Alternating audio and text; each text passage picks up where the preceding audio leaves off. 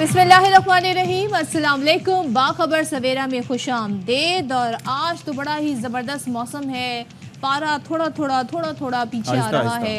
33 था कल, आज 30 जब मैं सुबह देख रही थी तो 30 था। अब अल्लाह जाने के आहिस्ता आहिस्ता जब दिन सवेरे 30 था तो फिर मसला है, फिर क्या होगा। लेकिन इट्स अ बिट क्लाउडी, अच्छा मौसम है, बादल छाए हुए हैं, तो इसी तरह वो सूरज को ढके रहें ताकि सूरज की जो तमाज़त है वो अवाम तक ना पहुंचे। मैं एक चीज़ बताऊं, सरदार सरफराज साहब पहले ही बता चुके थे कि 29 से लेके 31 मई तक ये सिचुएशन रहेगी, 1 जून तक बल्कि ये रहेगी, और उसके बाद सूरत हाल आहिस्ता आहिस्ता हवाएं चलना शुरू होंगी। अब सदफ अब्दुल जब्बार जब से ये आई हैं तो अपने सोशल मीडिया पे हर जगह इस चीज़ का प्रचार कर रही हैं कि मेरे आते हुए ये हो गया, मेरे आते साथ हवाओं के रुख बदल गए, मौसम अच्छा हो गया और ये वो। तो ये बस कर आपके चेहरे पे भी मुस्कुराहट जी, वो तो इसलिए ना कि अब अकेला बंदा, आप सोचें शो करो, अब खुद से बातें करके इंसान मुस्कुराए। ज़ाहिर है you need a person to be with you ताकि आप उससे बात करें और कोई बात बढ़े आगे। कैमरे में देख के बात इंसान कितनी कर सकता है, सोचिए जरा। आप लोगों से मुखातिब हो, हाँ, लेकिन वो जवाब नहीं देते ना, फौरी जवाब नहीं देते। कोई बात नहीं, आप नहीं दुख करें, हम देखें आपको जवाब आ गया, फौरी से आ गया, भारी जवाब आया बहुत। तो बहरहाल ज़रूरी तो नहीं है लेकिन फिर भी बता देती हूँ। मेरा नाम है सदफ अब्दुल जब्बार और मेरे साथ बैठी है एक अदद शख्सियत शख्सियत। हाँ सही है, अशफाक के साथ सत्ती जी, कैसे हैं आप लोग? ठीक ठाक हैं, खैरियत से? अच्छा, मैं ये अर्ज़ कर रहा था, हाँ हंस लें जिसको मौका मिल रहा है। अच्छा, मैं ये अर्ज़ कर रहा था कि हमारे यहाँ माशरे में बर्दाश्त बेहद ख़त्म हो चुकी है और ये इसके अक्सर और बेशतर मुझे मुजाहरे देखने को मिलते हैं और मैं इस चीज़ पे सवाल उठाता हूँ कि आखिर ऐसा क्यों हो रहा है। अब ये जो नाज़िमाबाद में ये जो सेरेना मोबाइल मार्केट है, यहाँ से हर रोज़ कई दफ़ा गुजरने का इत्तेफाक होता है। कल भी मुझे वहाँ से मौका मिला था, आई वॉज़ देयर, कुछ टाइम पहले मैं वहाँ से गया था गाड़ी के रिपेयर वर्क के लिए, और वहाँ पर बाद अज़ा मुझे पता चला कि सखी हसन के इलाके में उस जगह पे उस मोबाइल मार्केट में एक वाक़या पेश आया है। यानी कि एक साहब सरीना मोबाइल मार्केट की बात, हाँ जी, सरीना मोबाइल मार्केट की बात कर रहा हूँ। वहाँ पर एक साहब को, एक नौजवान को गोली मार दी गई है। अच्छा, जब तक इस वाक़े से मुताल्लिक चीज़ें नहीं आती तो स्पेकुलेशन बहुत होती है कि ये किया, उसने ये किया होगा तो मार दिया होगा। लेकिन जब CCTV सामने आई तो मुझे अंदाज़ा हुआ कि वो मोबाइल हाथ में थामे एक जो स्टैंड के ज़रिए वो महज गुफ्तगू कर रहा था ये नौजवान, और ऐसे में जो गार्ड था उसने गोली मार दी। आप देखिएगा, ये पीछे खातून जा रही हैं, जैसे ही गोली चलती है तो क्या एकदम छलांग मार के वो वहाँ से भागती हैं, और ये नौजवान भी एक्सपेक्ट कर ही नहीं रहा था कि इसे इस तरह से गोली मार दी जाए। जी, ये लाइट ब्लू शर्ट जो इस वक्त दिखाई दे रही है, हमने ब्लर कर दिया अभी बिकॉज़ ऑफ द ग्राफिक, उसमें वीडियो में कुछ सोशल मीडिया पे ये तमाम तर चीज़ें सर्कुलेट कर रही थी। डिटेल अशफाक ये भी सामने आई है कि जो टिकटॉकर था ये एक्चुअली जो पाक भारत मैच होने वाला है तो उसके लिए लोगों से राय जान रहा था कि आपकी क्या एक्सपेक्टेशन है। दैट इज़ द पर्सन, और मकतूल वीडियो रिकॉर्ड करने में मसरूफ़ था। साद इनका नाम है और पाक भारत मैच से बातचीत करके वापस आ रहा था, फिर जिस पर गार्ड ने गुस्से में आकर इस पर फायरिंग कर दी और फायरिंग के नतीजे में मौके पर ही ये जाँ बहक हो गया। अब आप मुझे ये बताएं, ये गार्ड है, ये वो गार्ड है। इसमें अब आप ये देखिए कि अलमिया पता है क्या है? हाँ। ये हम तरबियत की बात करते हैं, 10 चीज़ों की बात करते हैं, यहाँ पर बर्दाश्त का आंसर है। यानी कि इस शख्स से बाद में भी पूछा गया, जैसे कि कुछ ज़राए बताते हैं कि भाई आपने गोली क्यों मारी? उसने कहा कि मेरे मुंह पे मोबाइल लेके आ रहा था, मैंने मना किया, नहीं माना तो मैंने बस गोली मार दिया। अब जस्ट इमेजिन कि उसे ये रियलाइजेशन ही नहीं है कि उसकी वजह से, और आप ये देखिए कि जब उसको गोली लगती है साद को, वो इस बात को डाइजेस्ट ही नहीं कर पा रहा होता कि ऐसा क्यों हुआ, ऐसा क्या मैंने जुर्म कर दिया कि मुझे गोली लगी। वो गिरता है, फिर उठ के बैठता है, उसका दोस्त उसके पास ही खड़ा होता है, फिर लोग आके जमा होते हैं, फिर उसके बाद वो दोबारा वहीं पे लेट जाता है। इस केस में एक जो बड़ा हमें एक फैक्टर नज़र आ रहा है वो ये है, आपने अदम बर्दाश्त की बात की, वो तो है ही, लेकिन अदम बर्दाश्त से ये बहुत ज़्यादा एक सीरियस चीज़ है, क्योंकि हम जिन लोगों की बात करते हैं, ज़ाहिर है ये गार्ड्स हैं या हमारे ट्रैफिक पुलिस एहलकार हैं, इनकी बड़ी सख्त ड्यूटी है, सख्त मौसम है, गर्मी में खड़े, और लोग इनसे कोऑपरेट नहीं करते। आपको पता है कराची में जब ट्रैफिक चलता है तो वो किसी की नहीं सुनते, हॉर्न बजा रहे होते हैं, चीख रहे होते हैं, चिल्ला रहे होते हैं। ट्रैफिक पुलिस वाले पेशेंस के साथ वो सब कंट्रोल कर रहे होते हैं। लेकिन जब किसी गार्ड को किसी जगह पे भर्ती किया जाता है तो उसके ये सारी टेस्ट होने चाहिए कि उसके अंदर कितना सब्र है, कितना पेशेंस है, اس کے اندر کتنا غصے کو ہینڈل کرنے کی ضرورت ہے، کیونکہ ظاہر ہے یہ وہ آدمی ہے جس کے ہاتھ میں گن ہے، یہ وہ آدمی ہے جو کہ اس گن کا استعمال بھی کرنا ایک اور جانتا چیز بھی ہے، میں بہت سی جگہوں پر آپ جب کام کرنے کا آپ کو اتفاق ہوتا ہے تو آپ یہ دیکھتے ہیں کہ جو گارڈز ہوتے ہیں ان کو بعض اوقات وہ بھی نہیں دیا جاتا ہے، گولیاں بھی نہیں دی جاتی، یعنی کہ ان کو گولیاں چلانے کی، لوڈ کرنے کی اجازت بھی نہیں دیتے ایٹ ٹائمز۔ اب یہ سلسلہ ہو گیا ہے کہ اجازت دی جاتی ہے، لیکن اس کے اندر اس شخص کی برداشت کا یہ عالم تھا، ہو سکتا ہے یہاں پر چور ڈاکو لٹیرے آتے تو یہ گولی نہ چلا پاتا، لیکن ایک نہتے انسان پر یا تو وہ پروووک کر رہا ہوتا تب بھی اس چیز کی اجازت نہیں ہے، پروووک کر رہا ہو تب بھی اس چیز کی اجازت نہیں ہے کہ آپ مار دیں۔ وہ تو موبائل لے کے کھڑا ہے اور آپ دیکھیں پہلے جب گولی چلتی ہے وہ یوں اپنے آپ کو بچاتا ہے۔ مائٹ از رائٹ والی بات ہو گئی نا، میں خود حیران ہوں کہ کیوں کر یہ ہو سکتا ہے، کس وجہ سے اس شخص نے یہ کام کیا، نتائج کی پرواہ کیے بغیر یہ اقدام اٹھایا، اور ابھی بھی اس کو اس چیز کا کوئی افسوس ریگریٹ یا نہیں ہے۔ ایک گھر کا آپ سوچئے، میں اس نوجوان کی اس کی والدہ کے ساتھ تصویر دیکھ رہا تھا، پھر میں نے جا کے اس کی ہسٹری چیک کی، یہ وقار زکا کے ایک پروگرام میں بھی آیا تھا تو وہاں پر یہ 2 بچوں کے باپ جی بتائے یہ دیکھیں نا، والدہ کے ساتھ ویڈیو چیک کیجئے، ظاہر ہے he was a tick talker, تو یہ پورا اپنا کانٹینٹ سوشل میڈیا پر بھی اپلوڈ کرتے رہتے تھے۔ تو اور جب ہمارے ملک میں لوگ اس طرح خوف کا شکار ہوں گے تو پھر کیسے سزا لوگوں کو جب تک نہیں ملے گی، کیسے یہ معاشرے میں امن و امان آئے گا؟ تو افضل خان ہمارے نمائندے ساتھ ہیں، ہم ان سے پوچھتے ہیں کہ اس گارڈ کے حوالے سے پولیس مزید کیا معلوم کر سکی ہے، کیا اس کا بیک گراؤنڈ ہے، کیا اس کی ہسٹری ہے، کیا اس کا ریکارڈ ہے۔ افضل بتائیے گا، 7 کو جس انداز سے گولی ماری گئی، کوئی جھگڑا، کوئی ایسی بات نہیں ہوئی، بس وہ یہ کہتا ہے گارڈ کہ جی میری بات نہیں سنی، مجھے غصہ آیا اور میں نے گولی مار دی۔ سو یہی رپورٹ کر رہی ہے پولیس بھی، انسیڈنٹ واقعتاً ایسے ہی ساری چیزیں ڈیٹیل لکھی گئی ہیں، ایف آئی آر اگر اس کی کٹی ہے تو؟ جی دیکھیے، پولیس کا کہنا ہے کہ اس گارڈ کا تعلق جو ہے وہ وزیرستان سے ہے، اس کو اردو بھی نہیں آتی، وہ اپنی بات صحیح طرح سے جو ہے وہ پولیس کے سامنے بیان نہیں کر پا رہا، لیکن جو عینی شاہدین کے ساتھ پولیس کی بات ہوئی ہے اس کے مطابق یہی بتایا جا رہا ہے کہ جو سیکورٹی گارڈ ہے اس نے جو سعد احمد ہے اس کو منع کیا تھا ویڈیو بنانے سے، لیکن وہ ویڈیو بناتا رہا منع کرنے کے باوجود، تو اس کے نتیجے میں اس نے فائرنگ کر دی اور جو ہے وہ سعد احمد جاں بحق ہو گیا۔ اس کے بعد پولیس وہاں پر پہنچی ہے اور جو سیکورٹی گارڈ ہے اس کو حراست میں لیا گیا ہے۔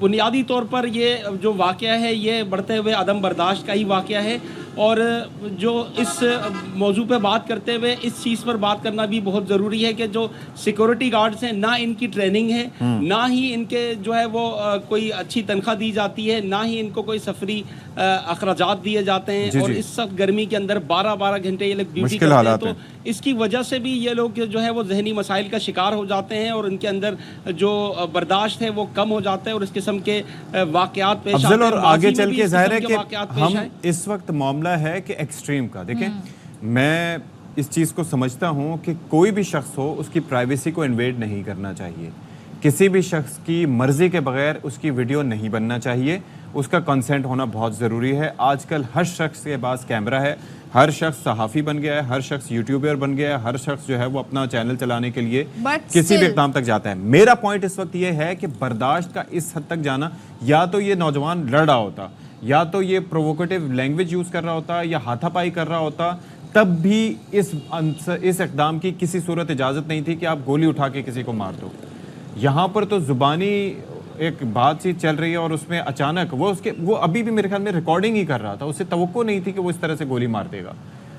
تو کوئی مطلب جو کمپنی ہے کوئی چیک اپ وغیرہ نہیں کراتی شروع میں جب کسی کو ہائر کیا جاتا ہے، جب کسی شخص کو زبان نہیں آتی تو وہ کیسے یہاں پر کنٹرول کرے گا چیزیں؟ یہ سمجھ سے بالا تر ہے۔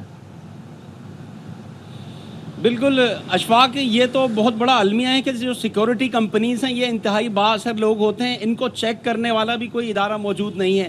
یہی وجہ ہے کہ معمولی تنخواہوں کے اوپر یہ جو مجبور قسم کے لوگ ہوتے ہیں جو مختلف دور دراز علاقوں سے کسی نوکری کی تلاش میں یہاں پر آتے ہیں شہر میں، اور انہیں نوکری نہیں ملتی تو انہیں جو ہے وہ سیکورٹی کمپنی ہائر کر لیتی ہے، بہت معمولی تنخواہ انہیں دی جاتی ہے۔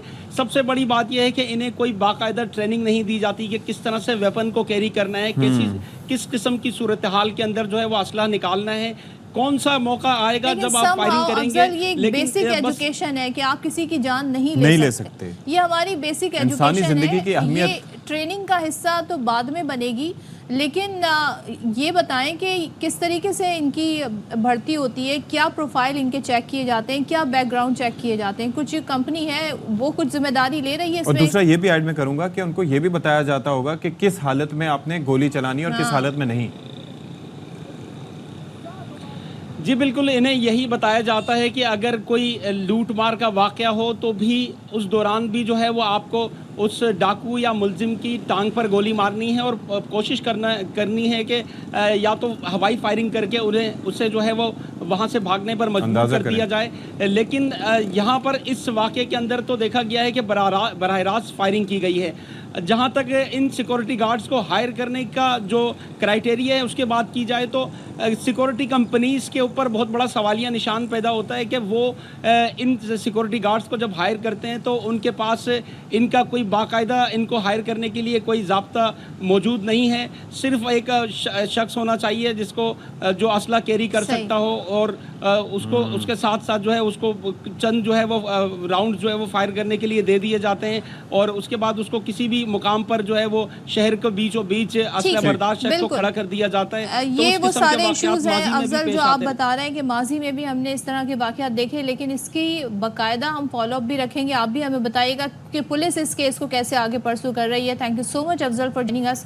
اور یہ بڑا افسوسناک واقعہ, اور سوچیں کہ اس گھر پہ کیا بیت رہی ہوگی, اور وہ جو 7 نوجوان جس کے ساتھ یہ واقعہ پیش آیا, 2 بچے اس کے, ایک کہتے ہیں نا بڑا بے ضرر سا وہ کام کر رہا تھا. ٹک ٹاک آج کل تو سبھی ٹک ٹاک بنا رہے ہیں, ویڈیوز بنا رہے ہیں, کانٹینٹ کریٹ کر رہے ہیں, تو تھوڑا بہت خیال رکھیں. اگر آپ ان سے نہیں بات کرنا چاہتے, نہیں مخاطب ہونا چاہتے, آپ ایکسکیوز کر کے آگے بڑھ جائیں, لیکن اس کا یہ مطلب نہیں ہے کہ بات یہاں تک اس نوبت تک چلی جائے اور وہ بھی سڈنلی. اچھا جی, اس کے ساتھ ساتھ اسٹریٹ کرائمز الگ بڑھتے چلے جا رہے ہیں اور ایک اور نوجوان کو مزاحمت پر قتل کر دیا گیا. 20 سال کا عبد الباسط جس کا ہم تذکرہ کر رہے ہیں, یہ پرانے جوتے بیچتا تھا اور یہ ڈکیتی مزاحمت پر یہ واقعہ کورنگی ناصر جمپ میں پیش آیا جہاں پر اس نوجوان کو قتل کیا گیا.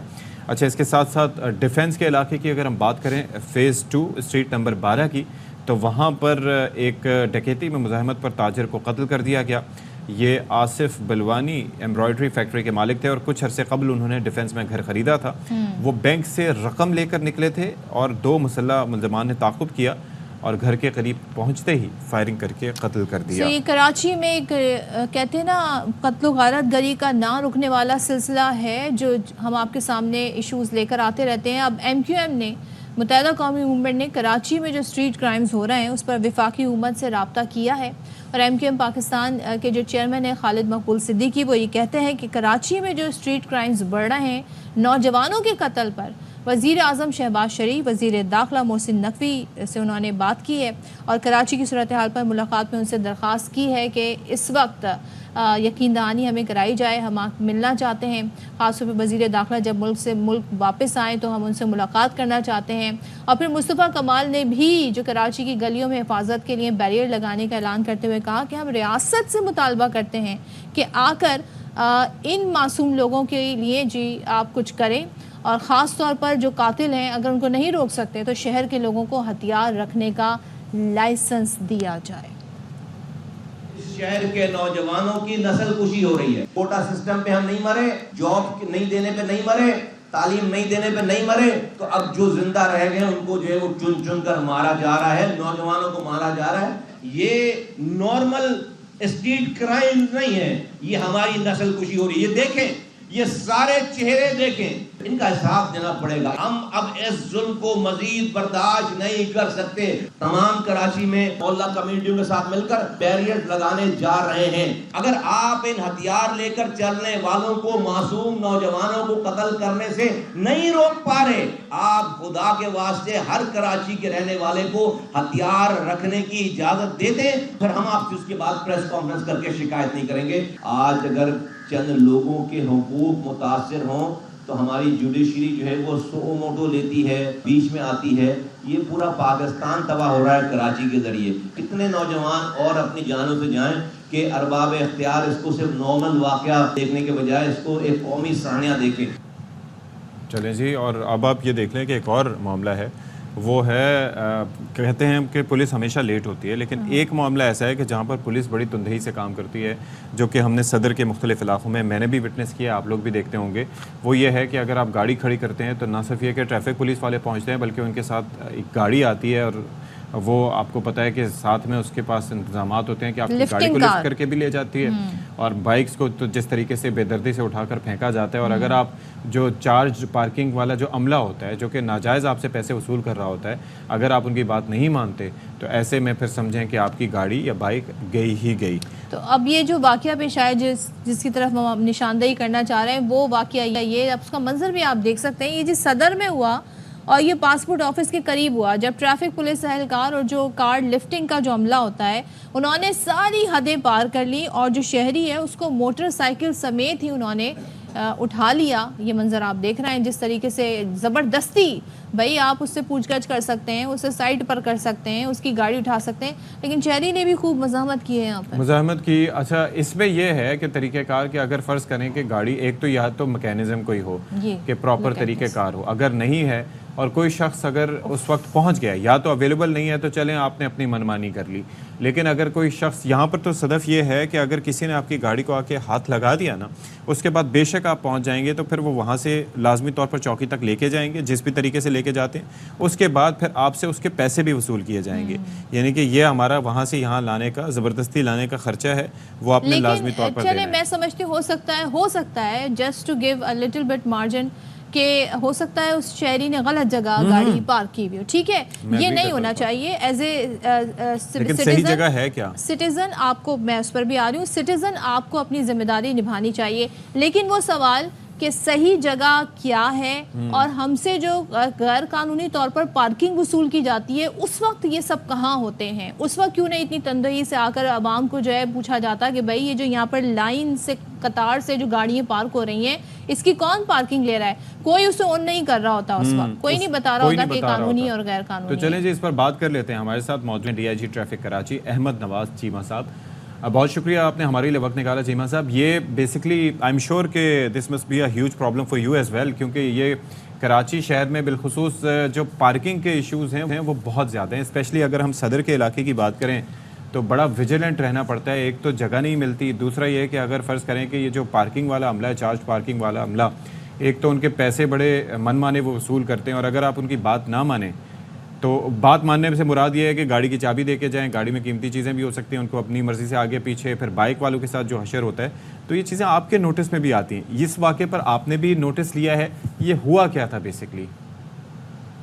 جی بہت شکریہ آپ کا۔ اور یہ جو واقعہ ہے، جو فوٹیج وائرل ہوئی ہیں وہ پارشل فوٹیجز ہیں۔ اچھا، اس واقعہ جو ہے وہ اس سے پہلے سے یہ چل رہا تھا، اور اس کے اندر تھوڑی سی ان کی بحث مباحثہ ہوا، اور جو وہ شہری جس کو کہ فوٹیج میں دیکھا جا رہا ہے وہ اس نے کوئی جو بائکس پہلے دوسرے لوگوں کی بھی پک کی ہوئی تھیں، ان کو بھی اس نے گاڑی سے اتارا، اور یہ بعد میں یہ لیٹر آن اس سے پہلے ایک واقعہ ہو چکا ہوا تھا، اس کے بعد یہ واقعہ ہوا ہے۔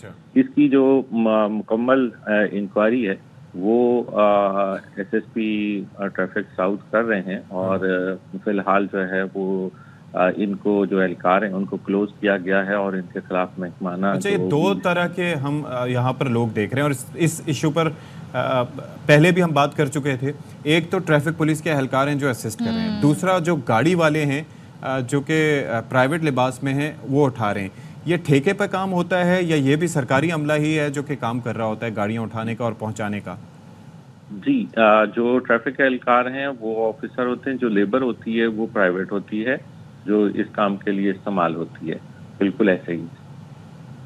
اچھا، ایک چیز اور بتائیے گا کہ اب اکثر و بیشتر ہم یہ بھی دیکھتے ہیں کہ جو چارج پارکنگ نہیں ہے، جس جگہ غلط جگہ پارکنگ کر دی ہے وہاں پہ چالان کے بجائے لفٹ کی گئی جو گاڑی ہوتی ہے پھر اس کو پیسے لے کر چھوڑ دیا جاتا ہے، تو یہ بھی تو قانون کو ہم فالو نہیں کر رہے ہیں یہاں پر۔ جی، میں آپ کو اس سلسلے میں بریف کر دوں۔ پہلے تو آپ نے جیسے اپنے بتائیے میں فرمایا کہ پارکنگ کے بہت مسائل ہیں، اور خصوصاً جو ہماری مارکیٹ ایریا ہیں، شہر کے صدر کے ایریا ہیں، وہاں پہ بہت زیادہ مسائل ہیں۔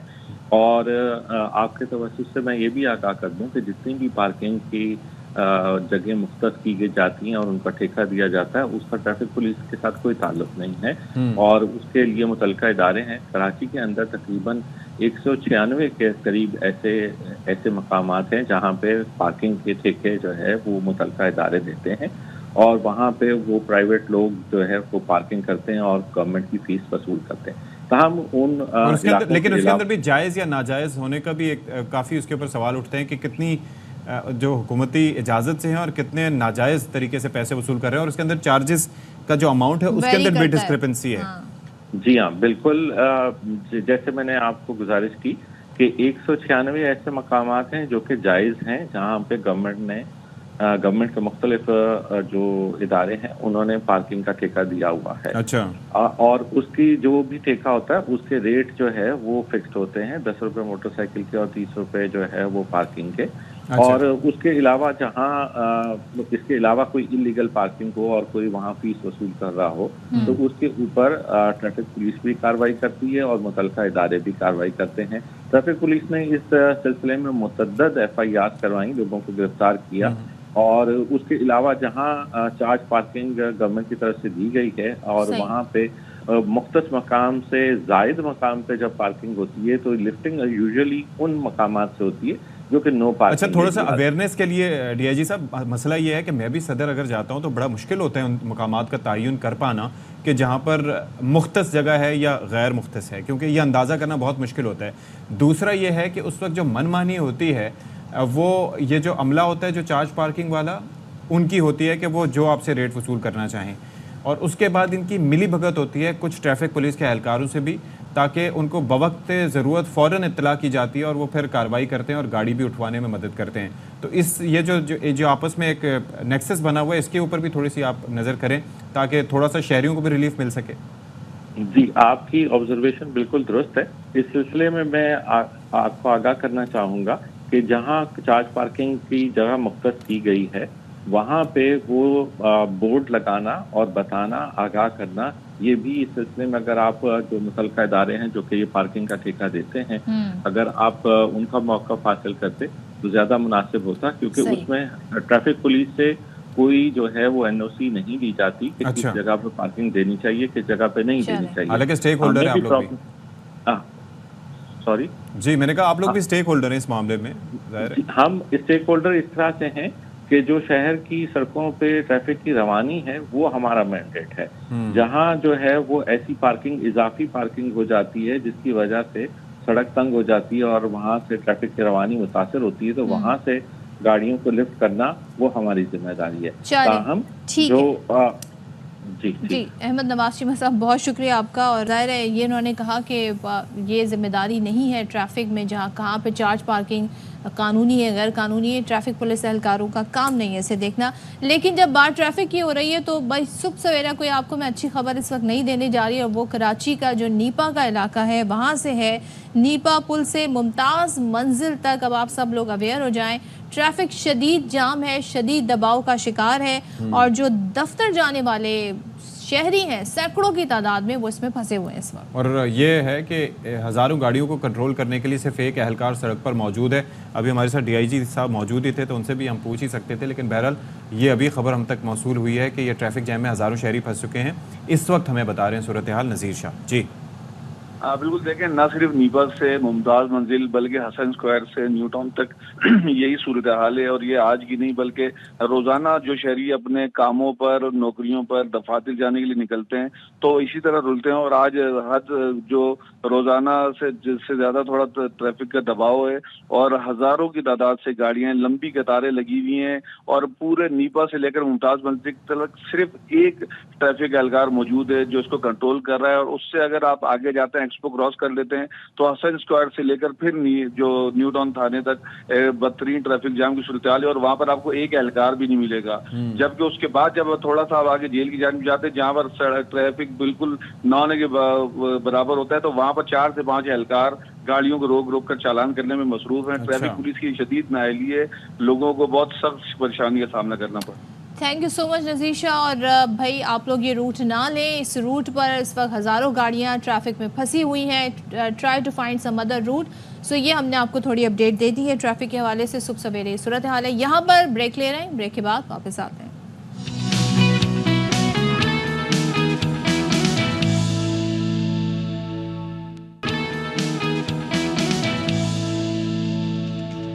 لو جی, ہاں جی, پڑوس میں کچھ نظر پڑی آپ کو؟ پڑوس میں تو کتنے الیکشن ہو رہا ہے. توقعات تھیں, کتنی خواہشات تھیں.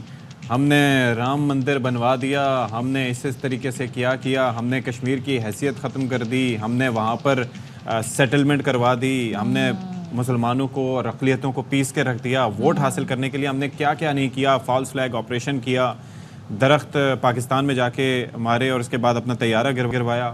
لیکن اس کے باوجود الیکشنز میں جو ہم سویپ کرنا چاہ رہے تھے وہ نہیں ہو سکا. جہاں پر مندر بنوایا اس جگہ سے بھی ہار گیا. بھائی باوجود اس کے کہ اس وقت جو ہم ایک کہتے ہیں نا, جو ایک نمبر گیم ہمارے سامنے آ رہا ہے, اگر نریندر مودی حکومت بنانے کے قابل بھی ہوئے تو وہ کمزور اکثریت انہیں حاصل ہوگی. تو اس وقت بڑا انہیں ٹف ٹائم ملا ہے. I was just like, social media کا زمانہ ہے, آپ کو پتا ہے لوگ ہر طرح کے کامنٹ کرتے ہیں. تو انڈینز جو ہیں, اگر آپ ان کی ٹویٹس دیکھیں تو وہ اس کا تھوڑا بہت کریڈٹ شاہ رخ خان کو بھی دے رہے ہیں, جو ان کی ایک فلم آئی تھی جس میں انہوں نے لوگوں کو بتایا تھا کہ آپ کے ووٹ کی طاقت کیا ہے. تو وہ ڈائلاگ کافی فیمس ہو رہے ہیں. بہرحال یہ تو ایک الگ فلمی سی بات ہو گئی, لیکن ایسی کیا وجوہات ہیں کہ شائننگ انڈیا اور جو ہم نے انڈیا کی اکانومی کو دیکھا اس کے باوجود بھی ابتدائی نتائج کے بعد جو اکانومی تو بہتر ہوئی ہے, لیکن جو مہنگائی, انفلیشن تو از اے گلوبل فینومین ہے. سو لیکن انڈیا کی اگر ہم اکانومی کی جو ایکسپینڈ اس کو ہوتا ہوا دیکھیں تو وہ اس کا کریڈٹ وہ مودی کو دیتے ہیں. آئی ٹی جس طرح سے سیکٹر ان کا بڑا ہے اس کا کریڈٹ بھی وہ مودی کو دیتے ہیں. تو اتحادی جماعتیں جو ہیں بی جے پی کی, انہوں نے اب تک 292, جبکہ کانگریس اور اس کی اتحادی جماعتوں نے 233 نشستیں حاصل کی ہیں. تو یہ بڑے بڑے دعوے کرنے والے جو نریندر مودی ہیں, اب ان کو مشکل پڑ گئی ہے. سو اب کی بار 400 پار جو نعرہ تھا وہ بیکار ثابت ہوا اور وہ متوقع نتائج نہیں مل سکے. تو اس پر بات کریں گے. دفاعی تجزیہ کار ہمارے ساتھ موجود ہوں گے بریگیڈیئر ریٹائرڈ حارث نواز صاحب, اور اس کے ساتھ ساتھ سابق سفیر مسعود خالد صاحب بھی ہمیں جوائن کریں گے, ان سے بھی ہم بات کریں گے. حارث نواز صاحب, کیا یہ اینٹیسپیشن تھی, یہ جو نعرہ تھا وہ بڑے اس وقت اینٹیسپیشن تھی, بڑی توقع تھی, جن چیزوں کی جانب میں نے اشارہ کیا ان کو بڑا پراؤڈلی وہ پروموٹ کرتے تھے اور اس کے اوپر رینٹ کرتے تھے کہ ہم نے تو یہ کر دیا اور ہمیں کامیابی ملے گی. تو یہ تو الٹا ہو گیا, اس کے اگینسٹ ہو گیا. صدیق بات یہ ہے کہ یہ لوگوں نے ووٹ اگینسٹ ہیٹ دیا. جو اس کا تھا وہ آپ کو نظر آ رہا تھا کہ انہوں نے ڈیسائیڈ کر لیا تھا کہ جو انڈیا کا چہرہ سیکولرزم کا تھا وہ مست کر دیا تھا. اس نے نفرت, ظلم, بربریت کی جو ایک فضا قائم کی تھی اس کے خلاف ووٹ دیا, اور اس نے بہت کچھ بھی کام نہیں کیا. اپنے middle class, lower middle class کو اس نے بالکل پیس کے رکھ دیا. وہ اس کے خلاف ہوئے, مائنورٹی کے خلاف, کشمیر میں مسلمانوں کے خلاف, اس کے بعد مسلمانوں کے ساتھ لنچنگ, پھر اس کے بعد سکھوں کے خلاف جو کیا, منی پور میں کرسچن کے ساتھ جو کیا, اس کے اندر اینسلائٹ موومنٹ چل رہی ہے 22 ڈفرینٹ اسٹیٹس کے اندر. وہ پھر اپنے یو پی میں ہی الیکشن آ گیا, جہاں بابری مسجد گرا کے اس نے مندر بنا رہا ہے, وہاں پر الیکشن آ گیا. اس سے آپ سوچتے ہیں کہ کتنی لوگوں نے اس سے نفرت کی ہے. اور اس کے بعد ابھی اس نے جو نعرہ لگایا تھا کہ اس بار 400 پار کا نعرہ پوری طرح فیل ہوا, اور اس کو سمپل میجورٹی بھی نہیں ملی ہے. 240 سیٹس ہیں بی جے پی کے, باقی الائنس میں جا کے مسلم سیٹ بھی ہیں, اور اس کے جا کے 293 ہیں, انہوں نے تقریباً 233 سیٹ لی ہیں. اور ابھی بھی راہل گاندھی نے یہ نہیں کہا کہ جی ہم الیکشن حکومت نہیں بنا سکتے, بیکاز اگر اس کے کولیشن پارٹنر نکل کے کانگریس پہ آ گئے تو they can make it. So it is still fingers are crossed. لیکن بات یہ کہ جو اس نے جس طریقے سے ظلم کیا, اور اس کے بعد اس نے انٹیلیجنس ایجنسیز, حکومتیں کے تمام ہتھ کنڈے, اپنے پولیٹیشینز کو پکڑ کے بند کر دیا, وہ اریسٹ کیا. اس کے بعد ان کو ان کی پارٹیوں سے علیحدہ کیا, پارٹیاں ختم کروائیں, کانگریس کا اکاؤنٹ بند کر دیا. ٹیررزم جو باہر ملکوں میں کیا, ایک امیج کاؤنٹ کیا ہوا تھا, جو نعرے مسلمانوں کے خلاف لگا تھا کہ یہ کچھ بیٹھی ہیں, ان کو ہندوستان سے چلے جانا چاہیے.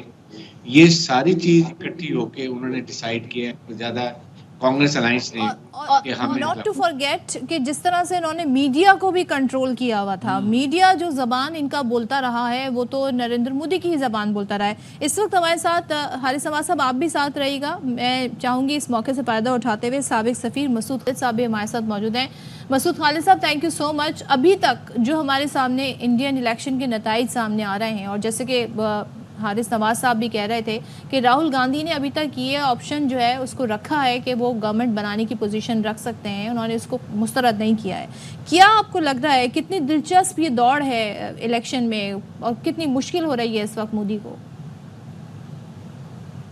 मेरा ख्याल है कि मोदी साहब गवर्नमेंट बना लेंगे, इस पर कोई शक शुबा नहीं। ज़्यादातर जो तज्ज़िये आ रहे हैं उसके मुताबिक मोदी साहब गवर्नमेंट बना लेंगे, लेकिन जाहिर बात है जो उनकी बाइट है पहले वाली, जो एरोगेंस थी उनकी पिछले 10 साल में, उसमें मेरा ख्याल है कि कमी आनी चाहिए, क्योंकि उनके जो 2 अलाइज हैं, जो पार्टीज हैं, उसमें वो भी they do not share his world view, या जो चाइना का जो इंडिया का एक व्यू है सेकुलरिज्म से हटने का और हिंदुत्व की तरफ जाने का। तो मेरा ख्याल है कि इन चीज़ों को उनको रिफ्लेक्ट करना पड़ेगा। 13 साल वो गुजरात के चीफ मिनिस्टर रहे, फिर 10 साल प्राइम मिनिस्टर रहे। अब मेरा ख्याल है इंडियन अवाम ने उनको ये आखिरी मौका दिया है कि जो रियल यानी कि जो असली मसाइल हैं उनके ऊपर तवज्जो दें। और आपको पता है वहाँ पर अनएम्प्लॉयमेंट का इशू है, करप्शन का इशू है, महंगाई का इशू है, और ये जो ड्रिफ्ट है यानी कि इंडिया का जो सेकुलर कैरेक्टर था उससे हट के माइनॉरिटीज़ के खिलाफ, मुस्लिम्स के खिलाफ, कॉन्स्टिट्यूशनल चेंजेस, ये सारी चीज़ें उनकी फेवर में नहीं गई। और जो उनकी एक्सपेक्टेशन थी कि 400 सीट्स मिल जाएंगी, वो तो बिल्कुल नहीं हुई। लेकिन मेरा ख्याल है उनको 291 या 292 की तो अब तक फिगर आ रही है सामने। और तो जो फॉरेन पॉलिसी में भी इंटरनेशनली मैं सर वही इस तरफ आ रही हूँ, जो हमने जस्टिन ट्रूडो का मौक़िफ़ देखा जब जिस तरीके से रॉ पर नाम आया कि उनके एजेंट ने वहाँ पर एक सिख रहनुमा को कत्ल किया, फिर अमेरिका से भी एक रिपोर्ट हुआ इस तरह का वाक़या, तो इंटरनेशनली भी काफ़ी अजीमत का सामना करना पड़ता रहा है इनके जो फॉरेन पॉलिसी रही है उसको देखते हुए। सो डू यू थिंक अगर हुकूमत बना भी लेते हैं तो कुछ तब्दीली लाएंगे अपनी सोच में ये लोग? मेरा ख्याल है वो पहले वाली बाइट नहीं रहेगी, लेकिन ये कि अगर हम ये सोच रहे हैं कि जो अमेरिका के साथ उनका इत्तेहाद है या अलायंस है उसमें कोई बड़ी कोई दरारें पड़ेगी, मेरा नहीं ख्याल कि वो होगा, क्योंकि वो तो एक स्ट्रेटेजिक एक ऑब्जेक्टिव है अमेरिका का और इंडिया का चीन के खिलाफ। और जब तक मोदी साहब हैं वो उस पॉलिसी को लेके चलेंगे, लेकिन उसमें उनको रिव्यू करना पड़ेगा गालिबन। अब मुझे नहीं पता, मैं इस वक्त नहीं कि मैं कह सकता कि पाकिस्तान के साथ ताल्लुकात में जो पहले से उन्होंने एक सदमहरी का एक रवैया अपनाया हुआ था उस पर कभी आएगी कि नहीं आएगी, लेकिन I am sure he will have to review it's foreign policy options specially in its neighbourhood, India's neighbourhood. लेकिन जो अमेरिका के साथ इत्तेहाद है या जो वेस्टर्न पावर्स की उनको सपोर्ट है इंडिया को, वो तो मेरा ख्याल है जारी रहेगी। लेकिन ये जो कश्मीर में और मुसलमानों के खिलाफ, माइनॉरिटीज के खिलाफ जो ये इंटरनली इन्होंने एक कैंपेन चलाया हुआ था, शायद उसमें कुछ कमी आए या उसकी शिद्दत में थोड़ा यानी कि रिडक्शन हो। तो देखिए अभी पूरा तज़िया करना तो मुश्किल है, लेकिन बहरहाल उनके जो इलेक्शन रिजल्ट्स आए वो उनकी तवक्कुआत के बिल्कुल बरखिलाफ हैं। और जो एक जिसको हम कहते हैं कि बहुत ज़्यादा एरोगेंस के साथ ये क्लेम किया जा रहा था कि हम वो नहीं करेंगे, और ये पार्टी अजीब किस्म की एक्सट्रीम राइटिस्ट पार्टी है और इसने बिल्कुल इंडिया का कैरेक्टर जो है वो चेंज किया है, और इसमें बहुत ज़्यादा इंटरनेशनल क्रिटिसिज्म हो रहा है। आपने जस्टिन ट्रूडो की बात की, अमेरिका में बात हुई, बरतानिया में बात हुई, लेकिन आप ये देखिए दुनिया के डबल स्टैंडर्ड्स हैं, मगरिब के डबल स्टैंडर्ड्स हैं। वो खुल के इंडिया को क्रिटिसाइज नहीं करते, बड़ा माइल्ड क्रिटिसिज्म होता है, और वो कहते हैं ठीक है जी इंडिया इन्वेस्टिगेट कर रहा है, इंडियन हुकूमत इन्वेस्टिगेट कर रही है, हम उनके साथ इन टच हैं, हमने राब्ता रखा हुआ है, देखिए क्या होता है। तो वो उस किस्म का प्रेशर नहीं होता। अगर पाकिस्तान में कुछ ज़रा सा भी कोई वाक़या हो जाए तो पूरी मगरबी दुनिया है, मगरबी मीडिया जो है वो खुल के सामने आता है, और ये नहीं कि दुश्मनी का रवैया ना, वो फर्क है। जाहिर है कि ट्रेड बड़ी मैटर करती है, इकोनॉमी का साइज बहुत मैटर करता है। हारिस नवाज साहब, मैं बस ये क्विकली ये जानना चाहूँगा कि इस वक्त नंबर्स गेम बड़ा मैटर करता है। अगर 400 नशिस्तें हासिल हो जाती हैं तो एक ताकत ही अलग होती है, लेकिन अगर इधर उधर से मांग तांग के हुकूमत बनेगी, लेट्स से कि आपने कहा कि कांग्रेस भी इस पोजीशन में आ सकती है अगर उधर के इत्तेहादी इधर आ जाएं, लेकिन पोजीशन वीक रहेगी भले किसी की भी हुकूमत हो, ऐसे में जो सख्त फैसले करने होंगे वो आसान नहीं होंगे किसी के लिए भी। دیکھیں بیسیکلی یہ ڈیفینیٹ حکومت موسٹ لائکلی یہ بنا لے گا، لیکن جو یہ 400 سیٹ کے ساتھ چاہ رہا تھا کہ کانسٹیٹیوشن کو امینڈ کرتا، میجورٹی لے جاتا اور کانسٹیٹیوشن کو امینڈ کرتا اور سخت قانون لے کے آتا مائنورٹیز کے لیے، مسلمانوں کے لیے، کشمیر میں کرسچن کے لیے، وہ یہ نہیں کر سکے گا. بیسیکلی لوگوں نے اس کے خلاف ووٹ کیا. پھر اس نے جو سکھوں کو جس طریقے سے کینیڈا میں، امریکہ میں مارا ہے، پاکستان میں 22 ہمارے لوگوں کو مارا، یہ بھی سارے اس کے خلاف گئی ہیں. ٹیررزم کر رہا ہے، ایکسٹریمزم کر رہا ہے، نہایت کننگ انسان ہے. یہ 4 کا ٹولہ جو ہے، امیت شاہ، راجناتھ سنگھ، اجیت ڈوال اور یہ نریندر مودی، یہ وہ اسرائیل کی پالیسی پہ چل رہے ہیں. اسی طریقے سے یہ سب کچھ کرنا چاہتا ہے. میرے خیال میں یہ وہ اب چیزیں نہیں کر سکا، بیکاز ہی نوز کہ لوگوں نے ان کے خلاف ووٹ کیا، لوگوں کا ڈر اتر گیا. جو آر ایس کا گنڈوں کا ڈرا ہوا تھا، جو مسلمانوں کو ڈرا کے ووٹ ڈلواتے تھے، وہ نہیں ڈال سکے. جو ماڈریٹ لوگ تھے انہوں نے ووٹ دیے، سیکولرزم کو لے کے اب چلیں گے. آئی تھنک اس لحاظ سے دیکھا جائے تو یہ اپنی پالیسی ہٹے گا اور اس کو اب سوچنا پڑے گا کہ کہیں نہ کہیں اس کو کانفیڈنس بلڈنگ اپنے ملک میں کرنے کی ضرورت ہے مائنورٹیز کے لیے. یہ اس کو سیٹ بیک ہوا ہے اور اس پہ یہ اب سوچ رہا ہے. یہ شو نہیں کرے گا بٹ نوز کے ہی ریئلی اس کے ہیٹرز جو اس کے خلاف. بالکل. تھینک یو سو مچ مسعود خالد صاحب. بریگیڈیئر ریٹائرڈ حارث نواز صاحب ہمارے ساتھ موجود تھے اور ظاہر ہے اب مزید سچویشن کلیئر ہوگی آنے والے دنوں میں. یہاں پر ہم بریک لے رہے ہیں، بریک کے بعد واپس آتے ہیں.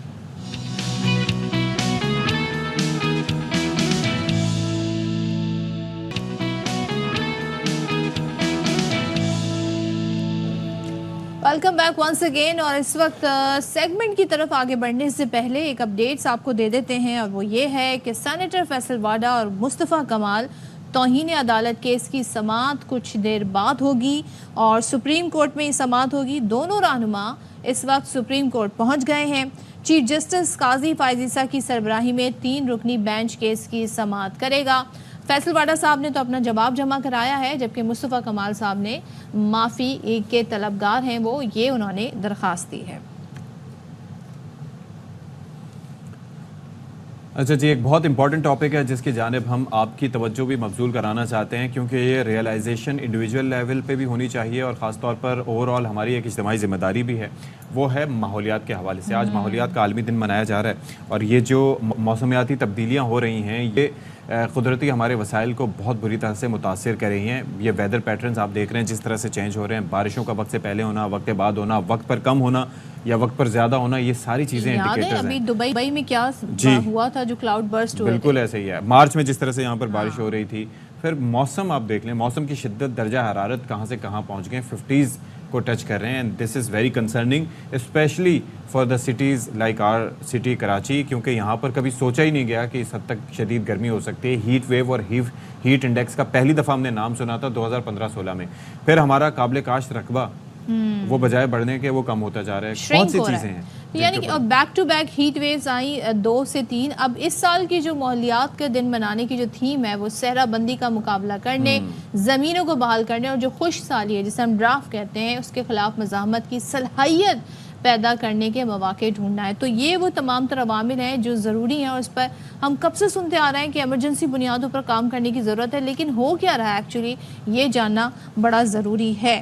تو اس کی کیا وجوہات ہیں اس پر بات کر لیتے ہیں. ہمارے ساتھ موجود کموڈر ریٹائرڈ علی عباس صاحب ڈائریکٹر ہیں نیما کے، اور آپ سے ہم کہیں گے بہت شکریہ for joining us. Thank you so much. سوال یہ ہے کہ کتنی ڈینجرس اس وقت سچویشن ہے ماحولیات کی اگر ہم بات کریں تو؟ بسم اللہ الرحمن الرحیم. بہت اہم موضوع کے اوپر آپ نے یہ پروگرام منعقد کیا ہے اور اس وقت یہ بہت ہی ضرورت ہے، وقت کی ضرورت ہے. National institute of maritime affair دنیا بھر کے ساتھ 5 جون کو ہر سال ورلڈ انوائرمنٹ ڈے مناتا ہے. بالکل. اور اس سال بھی بڑے زور و شور سے national institute of maritime affairs, جس کا شارٹ ٹائٹل نیما ہے، یہ اپنی کیمپین انہوں نے شروع کی ہے. اور اس سلسلے میں کل ہم نے اسلام آباد میں ایک سیمینار بھی کیا ہے. اور ہماری یہ ایفرٹ ہوتی ہے کہ ہم لوگوں کو اویئرنیس اور آگاہی پیش کریں. یہ اس وقت سچویشن واقعی جیسے آپ نے کہا بہت ہی الارمنگ ہے، بیکاز کلائمیٹ چینج اس وقت دنیا بھر کے ملکوں کو، تمام بر اعظموں کو افیکٹ کر رہا ہے اور پاکستان ایک ایسی پٹی میں ہے جہاں پہ اس کا سب سے زیادہ افیکٹ ہو رہا ہے. تو ورلڈ انوائرمنٹ ڈے کا پرپز یہی ہے کہ لوگوں کو ریلی کرنا اور ان کو یہ اویئرنیس کرنا، اور گورنمنٹ اور اسٹیک ہولڈرز اور عام پبلک ان کو ایک ساتھ، بیکاز یہ جوائنٹ ایفرٹ کے بغیر کسی ایک ادارے کا کام نہیں ہے. یعنی اگر ہم یہ بھی فرض کریں جیسے پولیوشن ہے، پولیوشن کے لیے کنزروینسی چاہیے یا اس کا ویسٹ ڈسپوزل ہے. ویسٹ ڈسپوزل اتنا کلاسل کام ہے کہ اس کو کرنا اتنا آسان نہیں ہے. تو جب تک اویئرنیس لوگوں کے اندر نہیں ہوگی، اداروں کے اندر نہیں ہوگی، انڈسٹری کے اندر نہیں ہوگی کہ تاکہ پولیوشن کو کاز نہ کیا جائے، اس کو لمٹ کیا جائے تاکہ پھر اس کے بعد جو کنزروینسی ہے وہ آسان ہو جائے. اچھا ایک چیز یہ بھی ہے کہ آپ یہ سوچئے کہ ہم جس طرح سے آپ نے میری ٹائم افیئرس کا آپ کا جو ڈپارٹمنٹ ہے، اس کی کنٹریبیوشن مجھے بتائیے گا کہ کس طریقے سے ہوگی، پھر کولیبریشن کن کن ڈپارٹمنٹس کے ساتھ ہے. مثال کے طور پر ہماری جو فوڈ سیکیورٹی ہے وہ بھی اس سے امپیکٹ ہو رہی ہے، اس کی ایک الگ سے منسٹری بھی موجود ہے. تو کولیبریشنز آپ مختلف اداروں کے ساتھ کس طرح سے کر رہے ہیں تاکہ اویئرنیس زیادہ سے زیادہ بڑھ سکے؟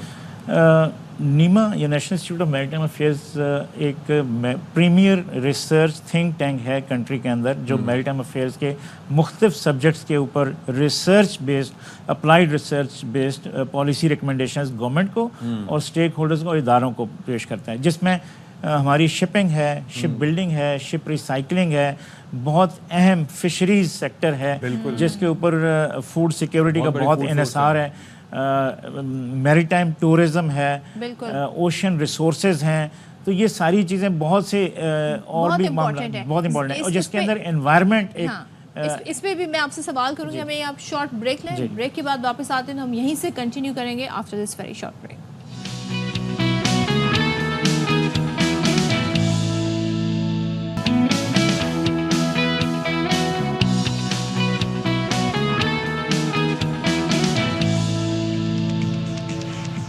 بسم اللہ الرحمن الرحیم. السلام علیکم سجنوں تو متروں، ایک بار پھر سے آپ سب کا خیر مقدم ہے. امید ہے کہ آپ اپنی اسکرینز کے سامنے جڑے ہیں. اسکرین کے سامنے دیویوں تو سجنوں نہیں ہوتا؟ میرے خیال میں ہوتے ہیں. تو متروں اور سجنوں کیوں بولا آپ نے؟ میں نے خواتین کے ساتھ صحیح رویہ نہیں رکھا اس کا. ہاں مطلب آپ نے بالکل ہی ایکسکلوڈ کر دیا. یہ کیا بات ہوئی؟ تو آپ کو دیوی میں نے تسلیم کر لیا تو آپ اس میں اضافہ کریں. تسلیم نہ کریں، جو دیکھ رہے ہیں آپ کو ان کو دیوی، جو وہاں سے کچھ کر نہیں سکتے ان کو کہہ دے بندہ جو مرضی. تو بہرحال بہت شکریہ یہ تصحیح کرنے کا. میں صرف سجنوں اور متروں تک محدود تھا، آپ نے دیویوں کی جانب اشارہ کیا، تو آپ کو بھی جی خیر مقدم. بزرگوں، خواتین، بچوں، سب کو جو اسکرین کے سامنے بیٹھے ہوئے ہماری ویورشپ بڑھا رہے ہیں، سب کا بہت شکریہ. تو باقی آپ بتائیے کیسی ہیں صدف؟ الحمدللہ بریک میں تھوڑی چائے آ گئی تو ہم تھوڑے ریفریش ہو گئے، لیکن چکھے بغیر ہاں بریک پر جانے سے پہلے ہم گفتگو کر رہے تھے بڑے ہی اہم ٹاپک کے حوالے سے، ماحولیات کے حوالے سے، اور سب اس کا شکار ہیں. یہ جو بدلتے فنومینز ہیں یہ سمجھ میں بھی نہیں آ رہے ہیں لوگوں کو. کہیں بارش ہوتی ہے تو بہت ہوتی ہے، نہیں ہوتی ہے زیادہ پانی بھی آ جاتا ہے. بالکل پانی بھی زیادہ آتا ہے، زیادہ بارش ہوتی ہے. تو علی عباس صاحب ہمارے ساتھ موجود ہیں، کموڈر ریٹائرڈ، جو کہ خود نیما کے ڈائریکٹر بھی ہیں. وہ ہمیں ساری صورتحال بتائے تھے. سر اس سے پہلے جب ہم انٹرو میں بات کر رہے تھے، آئی یوز دا ٹرم صحرا بندی. So what does it mean, اور اس کو ہم کیسے ایکسپلین کریں؟ یہ اس بار جو پورا پروجیکٹ ہے اس میں یہ بھی شامل ہے. اس سال جو world ocean day, world environment day, جس کو WED 24 بھی کہا جاتا ہے، اس کا اس سال تھیم جو کوائن کیا گیا ہے یونائٹڈ نیشنز کے آسپسز میں، وہ یہ ہے land restoration, desertification and drought resilience. Land restoration کا مطلب یہ ہے کہ جو لینڈ ڈیگریڈ ہو چکا ہے اس کو ریسٹور کیا جائے. جیسے ہمارے کوسٹل ایریا میں کوسٹل ایروژن ہے، اور جو فرٹائل لینڈ ہے وہ اس کی فرٹیلیٹی ختم ہو جاتی ہے. اور جو ڈیزرٹیفیکیشن ہے وہ جیسے صحرا بند، یعنی جو فرٹائل لینڈ ہے، جو اچھی زمین ہے، وہ ماحولیات کی چینجز کی وجہ سے وہ ڈیزرٹ میں کنورٹ ہو رہا ہے. جیسے ہمارا تھر کا علاقہ ہے، چولستان ہے، یا اور بہت سے علاقے ہیں جہاں پہ پانی کی کمی کی وجہ سے ڈیزرٹیفیکیشن ہو رہی ہے. اور ڈراؤٹ ریزیلینس بیسیکلی یہ ہے کہ ملک کے اندر، کمیونٹیز کے اندر، لوگوں کے اندر یہ اویئرنیس دی جائے کہ ڈراؤٹ کی سچویشن میں کبھی بارشیں کم ہو جائیں یا فصلیں نہ ہوں تو اس سچویشن کو کیسے ٹیکل کرنا ہے. تو یہ تھیم ہے. اس کے اوپر اس سال جتنا بھی کام ہو رہا ہے وہ اس سال ہو رہا ہے. اچھا میں اس پہ بیسیکلی اتنا وسیع و عریض ٹاپک ہے. ہمارے پاس جو 2 بڑے ڈیم بنے تھے، آپ کو پتہ ہے 1960 کے بعد، اس کے اندر ظاہر توسیع تو کی گئی منگلا میں، لیکن تربیلا دنیا کا سب سے بڑا ارتھ فل ڈیم. اس کے بعد پھر منگلا بنا، منگلا میں توسیع بھی ہوئی. لیکن اس کے بعد پھر ہم نے کالا باغ ڈیم کا خواب سوچا. اس کے اندر آپ کو پتہ ہے کتنی کنسپریسیز ہوئی. مشرف صاحب کے دور میں اس پہ کافی کام ہوا. بن جاتا تو 3600 میگا واٹ بجلی بھی بنتی, اور پھر اس کے ساتھ 6 ملین ایکڑ فٹ پانی بھی سٹور ہوتا, واٹر نیویگیشن بھی ہوتی, جو پیچھے ڈیم ہے اس کی بھی لائف بڑھتی. پھر اس کے بعد آ جاتے ہیں ہم اس کی کون سا والا بھاشا ڈیم, 2008 سے شروع ہو کے 14 تک بننا تھا. بن جاتا تو تقریباً 4500 میگا واٹ بجلی بنتی, 8 ملین ایکڑ فٹ پانی سٹور ہوتا, اس سے بھی کافی چیزیں بہتر ہوتی. لیکن نہیں ہو رہا, نئے واٹر سورسز نہیں بن رہے. ہم یہ نہیں سوچ پا رہے کہ پانی ایک ایسی کموڈٹی ہے کہ جس کو ہم پروڈیوس نہیں کر سکتے, پریزرو کر سکتے ہیں, اور وہی پانی کام آتا ہے علاقوں کو ڈراؤٹ سے بچانے میں. کیوں نہیں سوچ پا رہے تھے؟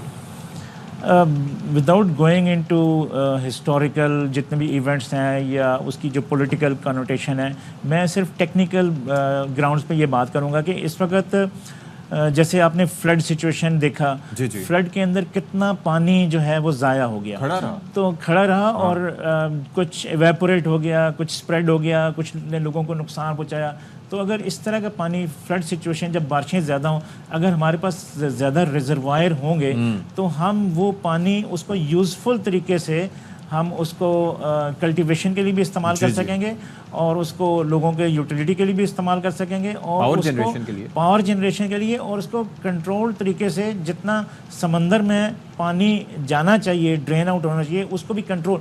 ابھی بظاہر تو ہمارا یہ کانسیپٹ ہے کہ ریزروائر چونکہ نہیں ہے تو سارا پانی سمندر میں جائے, ایسا نہیں ہے. بلکہ اگر ریزروائر ہوگا تو آپ کو جتنی سائنٹیفک ریسرچ کے ساتھ یہ طے شدہ ہے کہ اتنا پانی, اور یہ کاؤنسل آف کامن انٹرسٹ کے بھی ایک رولنگ ہے کہ اتنا پانی جو ہے وہ یہ بھی ضروری ہے, لوگوں کو یہ بھی آئیڈینٹیفائی کر لیا ہے. تو کیا اس پر آگے جانے میں, پریکٹیکلی اس پر عمل کرنے میں کیا چیز ہمیں روک رہی ہے؟ پریکٹیکلی میرا خیال ہے کہ یہ سکسیسو گورنمنٹس, اور مطلب there has always been an effort, جیسے آپ نے بتایا کہ ارلی 2000s میں بھی یہ, بلکہ یہ تو ارلی 70 سے یہ کالا باغ ڈیم اور یہ سارا پروسیس چل رہا ہے. تو آئی ہوپ کہ ون ڈے ہم کالا باغ ڈیم یا کوئی اس کے برابر کا ڈیم یا اس طرح کے ریزروائر وہ بنانے میں کامیاب ہوں گے. لیکن باٹم لائن یہ ہے کہ ریزروائرز ڈیمز بنانا, ایک تو ڈیم یہ آف سیٹ کریں گے آپ کی جو ڈپینڈنس ہے ان آئی پی پیز وغیرہ, جو ہائیڈل پاور ہے وہ چیپر بھی ہے, سستی بھی ہے. تو اچھا, اس کے علاوہ میں اب تھوڑا سا بات کروں گا میرین پولیوشن کے اندر. میرین پولیوشن جو ہے وہ کاز ہوتی ہے جو سالڈ ویسٹ ہے, ان ٹریٹڈ ویسٹ ہے, جو سٹی سیوک جو کمیونٹیز کے جو ہمارے نلز ہیں اور وہ ان ٹریٹڈ طریقے سے سمندر میں ہم پھینکتے ہیں. اس کے علاوہ جو انڈسٹری ہے, آپ کی فیکٹریز ہیں, انڈسٹری ہے, ان کے جو کیمیکل ویسٹ ہیں وہ بھی اس کو ٹریٹ کیے بغیر اگر سمندر میں ابھی بھی انٹریٹڈ ہی یہ نالوں کے ذریعے جاتے ہیں. دیر از اے پروویژن فیکٹریز کے اندر یہ کیا ہوا ہے, لیکن اس کی امپلیمنٹیشن جو ہے ابھی there is much to be desired. Karachi کے جتنے نالز ہیں اس کے اندر جو واٹر ٹریٹمنٹ پلانٹس ہیں وہ بھی آؤٹ آف آپریشن ہیں. That is very concerning. That is very concerning. تو اس سے کیا ہوتا ہے کہ آپ کی جو بایو ڈائیورسٹی ہے, میرین لائف ہے, اور جو ایکالوجی ہے, جو یعنی ہمارا جو کوسٹ لائن ہے اتنا خوبصورت, اور اس کے ساتھ جو ریسورسز ہیں وہ سارے ڈسٹرب ہوتے ہیں, ڈیگریڈ ہوتے ہیں. اور اس کا ایفیکٹ کیا ہے, ہمارے اتنے خوبصورت ساحل ہیں ہمارے پاس, ٹرٹل سے لے کے اور خوبصورت کورلز تک وہ چیزیں ہیں. یہ جو پولوشن کی وجہ سے وہ سب ڈیگریڈ ہوتی ہیں. جب وہ ڈیگریڈ ہوتے ہیں, جو ہمارے مینگرووز ہیں وہ اس کی ڈیفارسٹیشن ہوتی ہے, تو اس سے یہ ہوتا ہے کہ جو ایک ریزسٹنس ہے اسٹارمز کے اگینسٹ وہ بھی کم ہو جاتی ہے. پلس کورلز اور یہ جو مینگرووز ہیں یہ ہیبیٹیٹ پرووائڈ کرتے ہیں fish breeding, fish visited Keti Bandar, اور وہاں پر میں دیکھ رہا ہوں کہ they are doing much. Sindh government بھی کافی اس پہ کام کر رہی ہے, آپ کا ڈپارٹمنٹ بھی کافی کر رہا ہے, اور کافی وہاں پر خوبصورتی اور بہتری نظر آتی ہے بیکاز آف دا پلانٹیشن, یہ جو مینگرووز کی ہوئی ہے. یہ اچھا, یہ ہم بھی نہیں کہہ سکتے کہ گورنمنٹ کا فوکس نہیں ہے. پاکستان ان چند ملکوں میں جس میں پراپر منسٹری ہے, انوائرمنٹ منسٹری ہے, اور کلائمیٹ چینج اور انوائرمنٹ, اور اس کے اندر کافی کام ہو رہا ہے, پالیسیز بن رہی ہیں اور بہت اویئرنیس ہے اس کے اندر کافی جو ہے. ہاؤیور ہمیں دو چیزیں اس میں مسنگ ہے یا ہماری شارٹ کمنگ ہے یا ہمارے چیلنجز ہیں. ایک تو یہ ہے کہ کیپیسٹی کنٹری کے اندر because of over economic condition ہماری کیپیسٹی جو ہے وہ کم ہے.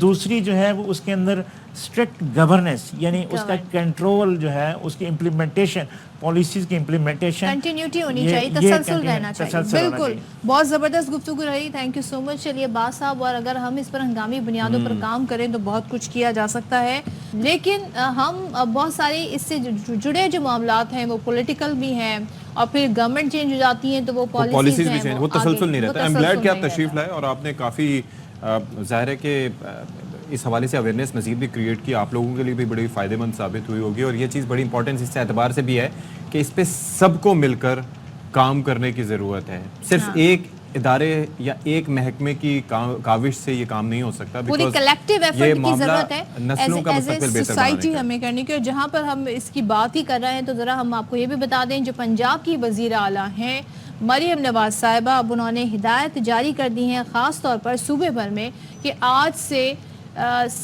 نو ٹو پلاسٹک مہم کا آغاز کیا جائے گا, جسے نو ٹو پلاسٹک مہم پنجاب نے نام دیا ہے. اور غیر قانونی پلاسٹک بیگ کی تیاری, اس کی پروڈکشن, اس کی سپلائی اور اس کی جو پرچیز ہے یعنی خرید و فروخت ہے اس پر پابندی کے لیے پورا ایک میکینزم بنایا گیا ہے, جس پر کہا جا رہا ہے کہ سختی سے عمل درآمد ہوگا. اب یہ میکینزم کیا ہے, کیسے عمل درآمد ہوگا, تو اس پر ہمارے ساتھ بات کرنے کے لیے موجود ہیں سدرا غیاث ہمارے ساتھ موجود ہیں بہراس اس وقت لاہور سے, ان سے ذرا بات کر لیتے ہیں. سدرا بتائیے گا, سے نو ٹو پلاسٹک, ٹھیک ہے, اب یہ تو کہہ دیا, لیکن اس کی امپلیمنٹیشن کے لیے کیا میکینزم بنایا جائے گا, لوگ کس طریقے سے پلاسٹک سے جان چھڑا پائیں گے؟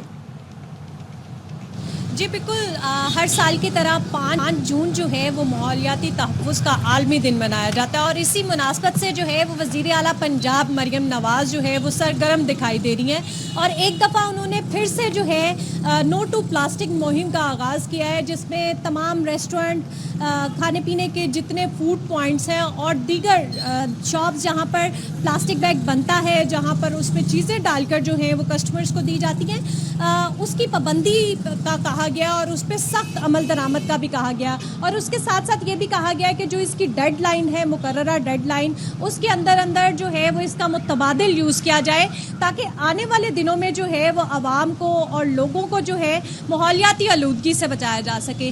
اور ان کا یہ کہنا ہے کہ جو لوگ اس پہ عمل درآمد نہیں کریں گے ان کے خلاف جو ہے وہ سخت کارروائی بھی عمل میں لائی جائے گی اور ان کو بھاری جرمانے بھی عائد کی جائیں گے. تو اس مہم کا آغاز جو ہے وہ آج سے کر دیا گیا ہے. اب دیکھنا یہ ہے کہ کس حد تک جو ہے وہ گورنمنٹ اس پر ایکشن لیتی ہے, کہاں کہاں کارروائی عمل میں ہمیں آتی دکھائی دیتی ہے, اور کن لوگوں کے خلاف کارروائی ہوتی ہے, تاکہ ہم اپنے ماحول کو جو ہے وہ صاف ستھرا رکھ سکیں. اس کے اندر ایک اور چیز بھی ہے نا, ایک اور چیز بھی ہے. دیکھیں بات یہ ہے کہ ایک تو بایو ڈیگریڈیبل آپ کو بیگز دیے جائیں, پرووائڈ کیے جائیں, کیونکہ میں اگر جا کر کسی سے پلاسٹک بیگ نہیں جب تک طلب کروں گا تو دکاندار دے گا نہیں, میرے پاس آلٹرنیٹیو ہونا چاہیے. اب چلے کچھ چیزوں کے لیے دودھ لینے کے لیے, باقی چیزوں کے لیے گھر سے برتن لے گئے, کچھ باقی چیزوں کے لیے آپ وہ سبزی لینے کے لیے پلاسٹک کی ٹوکری یا اس طرح کی چیزیں, اس طرح سے لوگوں میں اویئرنیس بھی کریٹ کریں نا, اور جو مال آلریڈی بن چکا ہے اس کو ڈسپوز آف کرنے کا, تاکہ ان لوگوں کا نقصان نہ ہو, اس کا بھی کوئی میکینزم ہونا چاہیے. جی بالکل, اسی کے خلاف جو ہے نو ٹو پلاسٹک بیگ کی مہم کا آغاز کیا گیا ہے, جس میں انہوں نے کہا ہے کہ پلاسٹک بیگز کی جگہ جو ہے وہ کاٹن کے بیگز کا استعمال کیا جائے, اور ان بیگز کو استعمال میں لایا جائے جو ریسائکلیبل ہوں.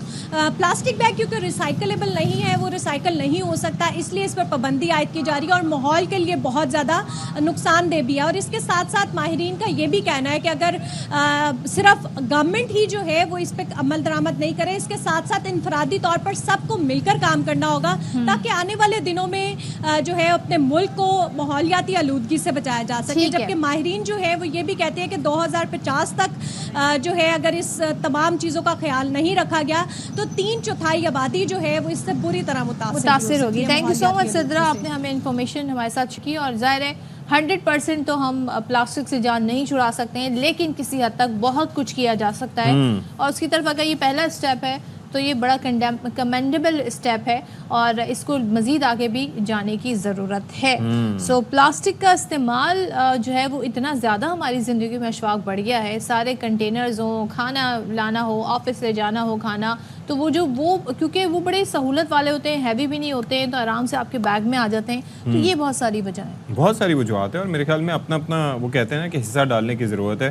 بیکاز اگر آپ اس حوالے سے اپنے فرض سے بھاگنا چاہیں گے, پہلو تہی کرنا چاہیں گے, اپنی انڈیویجول کیپیسٹی میں کام کریں. مجھے جو ایک چیز ہوتی ہے وہ یہ کہ جب یہ اس طرح کی مہم شروع ہوتی ہے, کچھ عرصے وہ ذرا چلتی ہیں, کچھ دنوں بعد جی فوری طور پر جی ہم دیکھتے ہیں back to the previous situation چلے آتے ہیں. یہ بات یہ ہے, اور اس کے اندر کنسسٹنسی از دا کی, اور انڈیویجول لیول پہ ہمیں بھی اپنے اقدام کرنے کی, ہمیں بھی اپنا ایک سٹیپ آگے بڑھانے کی ضرورت ہے. بیکاز اگر ہم یہ نہیں کر پائیں گے تو پھر فائدہ کیا ہوگا. آپ اپنے گھروں میں دیکھیے, بچپن میں آئی ریممبر کہ آپ ایک پلاسٹک کی ٹوکری میں سبزی لے کے آیا کرتے تھے, ساتھ لے کے جایا کرتے تھے. کچھ مالز میں نے یہ دیکھا کہ بایو ڈیگریڈیبل بیگز ان کی جانب سے دیے جاتے ہیں. ظاہر ہے کہ وہ آپ لے کے جانا آپ کے لیے ضروری ہوتا ہے, اس کے اندر پھر آپ لا کے, وہ ماحول کے لیے نقصان دہ بھی نہیں ہوتے.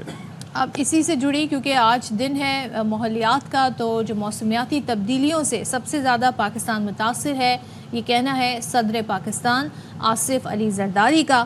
اور انہوں نے عالمی یوم ماحولیات پر پیغام میں کہا ہے کہ پاکستان میں موسمیاتی تبدیلی سے سیلاب, خشکسالی, جنگلات میں آگ لگنے کے واقعات ہوئے.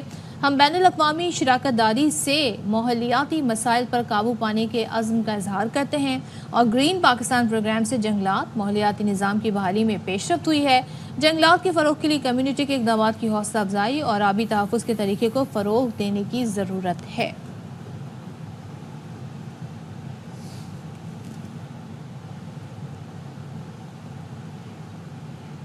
اچھا, حیدرآباد سے ابھی کچھ دن پہلے ایک اندوہناک خبر آئی تھی, اور اس کے آفٹر افیکٹس کا سلسلہ جاری ہے. ہم نے آپ کو ویڈیو بھی دکھائی تھی کہ کس طریقے سے گھروں کے اطراف میں یہ جگہ جگہ LPG سلنڈرز بھرنے کا کام جاری ہے, اور گنجان آباد علاقوں میں یہ سلسلہ ہو رہا ہوتا ہے. اور ایسے میں یہ واقعہ پیش آیا تھا جس کے نتیجے میں بلاسٹ ہوا تھا. پہلے آگ لگی تھی, لوگ وہاں دیکھنے کے لیے جمع ہوئے, ایسے میں زوردار دھماکہ ہوا. یہ جو آپ نے کیمرے پہ دیکھا, اس میں ابھی مزید 2 زخمی جنہیں سول اسپتال کے برنز وارڈ میں پہنچایا گیا تھا, وہ ان کی زندگی چلی گئی ہے, وہ جان فانی سے کوچ کر گئے ہیں. اور ایسے میں جاں بحق ہونے والوں کی تعداد 18 تک پہنچ گئی ہے. کہ 18 تک یہ تعداد پہنچ گئی ہے, اور ابھی بھی جو 5 زخمی بتائے جا رہے ہیں کہ ان کی حالت تشویشناک ہے. اب ڈاکٹرز کہتے ہیں کہ جی جو مرنے والے ہیں ان کے جسم کا 100% اندازہ کیجئے جھلس چکا تھا. ساتھ ہی یہ بھی بتایا جا رہا ہے کہ اس افسوسناک واقعے میں 11 بچے بھی لقمہ اجل بنے ہیں. اور فریج آباد سانحے کے بعد حیدرآباد کے مختلف علاقوں میں LPG کی دکانیں بند کروا دی گئی ہیں, لیکن یہ پہلا واقعہ نہیں ہے اشفاق. صدف پہلا واقعہ نہیں. اور دوسری چیز یہ ہے کہ آپ اندازہ کیجئے کہ یہ سلنڈر بلاسٹ جب ہوتے ہیں, ایک تو فائر ایکسٹنگوشر کا کوئی میکینزم نہیں ہوتا ان دکانوں میں, میں نے آج تک نہیں دیکھا. اویئرنیس نہیں ہے کہ یہ کتنا خطرناک کام ہے. اور ہمارے یہاں تو ماشاءاللہ ایسے بھلے مانس ہوتے ہیں کہ پیٹرول پمپ پہ جا کے سگریٹ سلگا رہے ہوتے ہیں, یا موبائل فون یوز کر رہے ہوتے ہیں, یا گاڑی کو وہ کر رہے ہوتے ہیں, تو یہ کرینک کر رہے ہوتے ہیں. یہ بڑی احتیاط کرنے کی ضرورت ہے. اور یہاں پر آپ دیکھیے کہ آگ لگی, آگ کے نتیجے میں کیا تباہی ہوئی, اور اس کے بعد اب کیا ہو رہا ہے. اب یہ جو کہہ رہے تھے نا کہ 50% جسم جھلس جائے تو تب بھی بچنا مشکل ہوتا ہے, بھائی 30% بھی آپ کا جسم جھلس جائے, مسئلہ اس میں کیا ہوتا ہے. مسئلہ یہ ہوتا ہے کہ پرائمری جو آپ کو برنز ہوتے ہیں, آپ کی اسکن کے اوپر کی جو لیئر ہوتی ہے ایپیڈرمس, اس کو ہٹا دیتے ہیں. جب اسکن کی لیئر ہٹ جاتی ہے اوپر سے, تو اس کے بعد کیا ہوتا ہے کہ آپ کو مختلف طرح کے انفیکشن سے یہ جو ہماری اسکن بچاتی ہے وہ نہیں بچا پاتی, اور وہ اسکن ایکسپوزڈ ہوتی ہے. جب وہ ایکسپوزڈ اسکن پہ طرح طرح کے انفیکشنز ہوتے ہیں, تو وہ بیسکلی آپ کی زندگی کا خاتمہ کرتے ہیں. لیکن سوال یہ بھی ہے کہ جو رہائشی علاقے ہیں, جو ریزیڈینشیل ایریا ہے, وہاں پر اس طرح کی دکانیں نہیں کیوں کھل رہی ہیں. وہاں پر ایسی دکانیں کھلنے, ہم تو دیکھتے ہیں کوئی ذرا سا اپنے گھر کے باہر تھوڑا سا کہتے ہیں نا وہ چھجا بنا لے, شیڈ بنا لے, تو فوراً سے وہاں پر پہنچ جاتے ہیں کنسرنڈ حکام کہ بھائی یہ آپ نے کیسے کر لیا. یہاں پر یہ دکانیں کھل گئیں, ان کو NOC کیسے ملی, اور دن دہاڑے یہ سارا کام جاری ہے. اس کی کیا وجوہات ہیں, اس کی روک تھام کے لیے عمل درآمد میں کیوں ہمیں ناکامی نظر آتی ہے, اس کے تدارک کے لیے اقدامات کرنے کی کیا ضرورت, اس پر بات کر لیتے ہیں. ہمارے ساتھ موجود ہیں قائم مقام چیئرمین اور سیکریٹری LPG ایسوسی ایشن آف پاکستان رانا فہد صاحب. رانا فہد صاحب بہت شکریہ. اندھوناک واقعہ ہے یہ جو پیش آیا ہے رہائشی علاقوں میں, کیسے, سوال سب سے پہلا یہ ہے کہ اس طریقے سے دکانیں کھلی ہوئی ہیں, پھر گیس سلنڈر کے واقعات پہلے بھی ہو چکے ہیں, ہماری آنکھ کب کھلے گی, کب اتنی جانیں ضائع ہونے کے بعد بھی کوئی ایکشن نہیں ہوتا ہے. جی السلام علیکم جی. سب سے پہلے میں شکریہ ادا کرتا ہوں ایئر ون نیوز کا کہ انہوں نے مجھے اس ٹاپک پہ بات کرنے کا موقع دیا ہے. حیدرآباد میں جی انتہائی افسوسناک واقعہ ہے جی.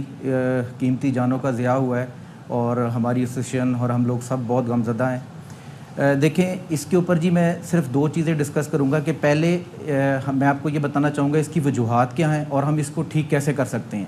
سب سے پہلے جی غیر معیاری سلنڈر. ہمارے چیئرمین عرفان کھوکر صاحب نے بہت اس پر کوششیں کی ہیں, کئی سالوں سے ہم نے اس پہ کام کیا ہے. پاکستان میں لاتعداد کارخانے ہیں جو غیر معیاری سلنڈر بنا رہے ہیں اور اس پر ایکشن بھی ہو چکے ہیں, لیکن وہ 2 سے 3 دن کے بعد دوبارہ سٹارٹ ہو جاتے ہیں. دوسری بڑی وجہ جی آ رہی ہے CO2 کی مکسنگ LPG میں. اس سے پریشر بہت بڑھ جاتا ہے اور آج کل درجہ حرارت ویسے ہی بہت زیادہ ہے, اور اس کی وجہ سے ناقص سلنڈروں میں جب وہ گیس ڈلتی ہے تو اس سے بھی یہ واقعات آپ نوٹ کر لیں. 2024 میں ہر دوسرے دن 2 واقعات ہو رہے ہیں اور بہت سی قیمتی جانوں کا ضیاع ہو چکا ہے. تو تیسری چیز جو آ رہی ہے جی وہ جو آپ نے ابھی بات کی ہے گنجان آباد علاقوں میں دکانیں, اور وہ بالکل سب سٹینڈرڈ جن کو بالکل کوئی ٹریننگ نہیں ہے اور کوئی سیفٹی میجرمنٹس نہیں ہے, اس میں ان کا بننا بالکل غلط ہے. ہمارا اور ہمارے ایسوسیشن کا ایک ہی ہمیشہ سے موٹو رہا ہے کہ جان سے بڑھ کر کوئی چیز نہیں. وہ اس میں جو بھی حادثات ہوتے ہیں اس میں جو گیس کا کام کرنے والے ہیں وہ بھی اور دوسری عوام بھی, بچے بھی, سب کا اس میں جان کا خطرہ ہے. اب اس کی جی جو اس کو صحیح کرنے کا جو ہے طریقہ, اس میں ہم مشکور ہیں چیئرمین اوگرا اور سرمد اسلم صاحب جنہوں نے SOPs ہم جس کے لیے عرفان کھوکر صاحب نے بہت عرصے سے ہماری سیشن نے کام کیا ہے, SOPs جاری کی ہیں. اگر ان SOPs پر عمل درآمد ہو جائے تو انشاءاللہ 90% شور ہے کہ یہ ان حادثات سے ہم بچ سکتے ہیں. اور جو میں نے بھی آپ کو CO2 کے بارے میں ذکر کیا, اس میں ہم نے IG سندھ کو بھی لیٹر لکھے ہیں اور پنجاب میں بھی لکھے ہیں. ہم نے باقاعدہ نوٹیفائی کروائے ہیں کہ کون کون سے پلانٹس پہ یہ کام ہو رہا ہے, لیکن ابھی تک فی الفور ان پہ کوئی عمل درآمد نہیں. پلانٹس پہ کام ہونا تو ایک الگ بات ہے رانا صاحب, لیکن اس میں یہ ہے کہ اس کے بعد ڈسٹریبیوشن میں گلی محلوں میں جا کے پہنچتے ہیں اور پھر پتہ لگانا بہت مشکل کام ہے. دوسری چیز یہ ہے کہ آج کل تو ٹیکنالوجی بہت ترقی کر گئی ہے, لیکن ہمارے یہ جو اصل مسئلہ ہے یہ ناقص سلنڈروں کا بھی ہے جو اس پریشر کو سسٹین نہیں کر پاتے. اب وہ سلنڈر یہاں پر بھی بھرتے ہوئے پھٹ سکتے ہیں, گھر جا کے بھی پھٹ سکتے ہیں یا ان میں آگ لگ سکتی ہے. تو how will you make sure کہ اس سلسلے کو ختم کیا جا سکے, کیونکہ یہ ایک الگ معاملہ ہے بڑا حساس. دیکھیں عوام کو چاہیے کہ اتھرائزڈ کمپنی, اتھرائزڈ ڈسٹریبیوٹر سے جب سلنڈر لیں گے تو OGRA third party inspection certificate لازمی لیں, ٹھیک ہے, تاکہ آپ کو پتہ ہو کہ جو آپ سلنڈر لے رہے ہیں وہ اس قابل ہے کہ وہ اس پریشر کو برداشت کر سکے. دوسری بات یہ ہے جی کہ جو میں آپ کو عرض کر رہا تھا کہ جو دکانیں کھل رہی ہیں اس میں جو ہم سالوں سے ایک طریقہ کار چل رہا ہے کہ جب بھی کوئی حادثہ ہوتا ہے تو ضلعی انتظامیہ دکانیں سیل کر دیتی ہے, کچھ دنوں کے بعد وہ دکانیں کھل جاتی ہیں جرمانہ بھر کے. میرے حساب سے یہ کوئی حل نہیں ہے. اس کا حل یہ ہے یا تو کوئی سیفٹی سٹینڈرڈز دیں اور کوئی متبادل راستہ دیں, اور تاکہ یہ جو دکانیں ہیں لاکھوں کی تعداد میں پاکستان میں یہ کام کر رہے ہیں, اگر ان کو بند کر دیا جاتا ہے تو یہ بے روزگار ہوتے ہیں اور LPG سپلائی میں بھی فرق آئے گا. تو اس کے لیے کوئی نہ کوئی ان کو سیفٹی میجرمنٹس کے ساتھ ایک الگ دینا چاہیے. پتہ نہیں لیکن اس پر آنکھ کب کھلے گی. تھینک یو سو مچ رانا فہد صاحب. اور غیر معیاری جو سلنڈر ہے اس کا استعمال جس تیزی سے بڑھ رہا ہے وہ بھی بڑا علامی ہے, اور لوگ تھوڑے سے پیسے بچانے کی خاطر جو ہے وہ اس طرح کے سلنڈر اپنی زندگی کی پرواہ کریں. پشاور میں وہ تھیلیوں والا چکر آپ کے علم میں تھا, یہاں پر ناقص سلنڈر بھائی زندگی سے بڑھ کے کچھ نہیں ہے. آپ اندازہ کیجئے حیدرآباد میں جو لوگ اپنی جان سے گئے اور اب تک جا رہے ہیں, پتہ ہے لوگ کیا کرتے ہیں, لوگ یہ دیکھتے ہیں اچھا وہ یہ کام کر رہا ہے تو میں بھی کر سکتا ہوں, اس کو کوئی نقصان نہیں پہنچا تو مجھے بھی نقصان ہو سکتا ہے. لیکن یہ چیز ڈینجرس ہے, ہو سکتا ہے ادھر نقصان نہ ہوا ادھر نقصان ہو جائے. تو اللہ تعالیٰ سب کو محفوظ رکھے. We'll take a break hair.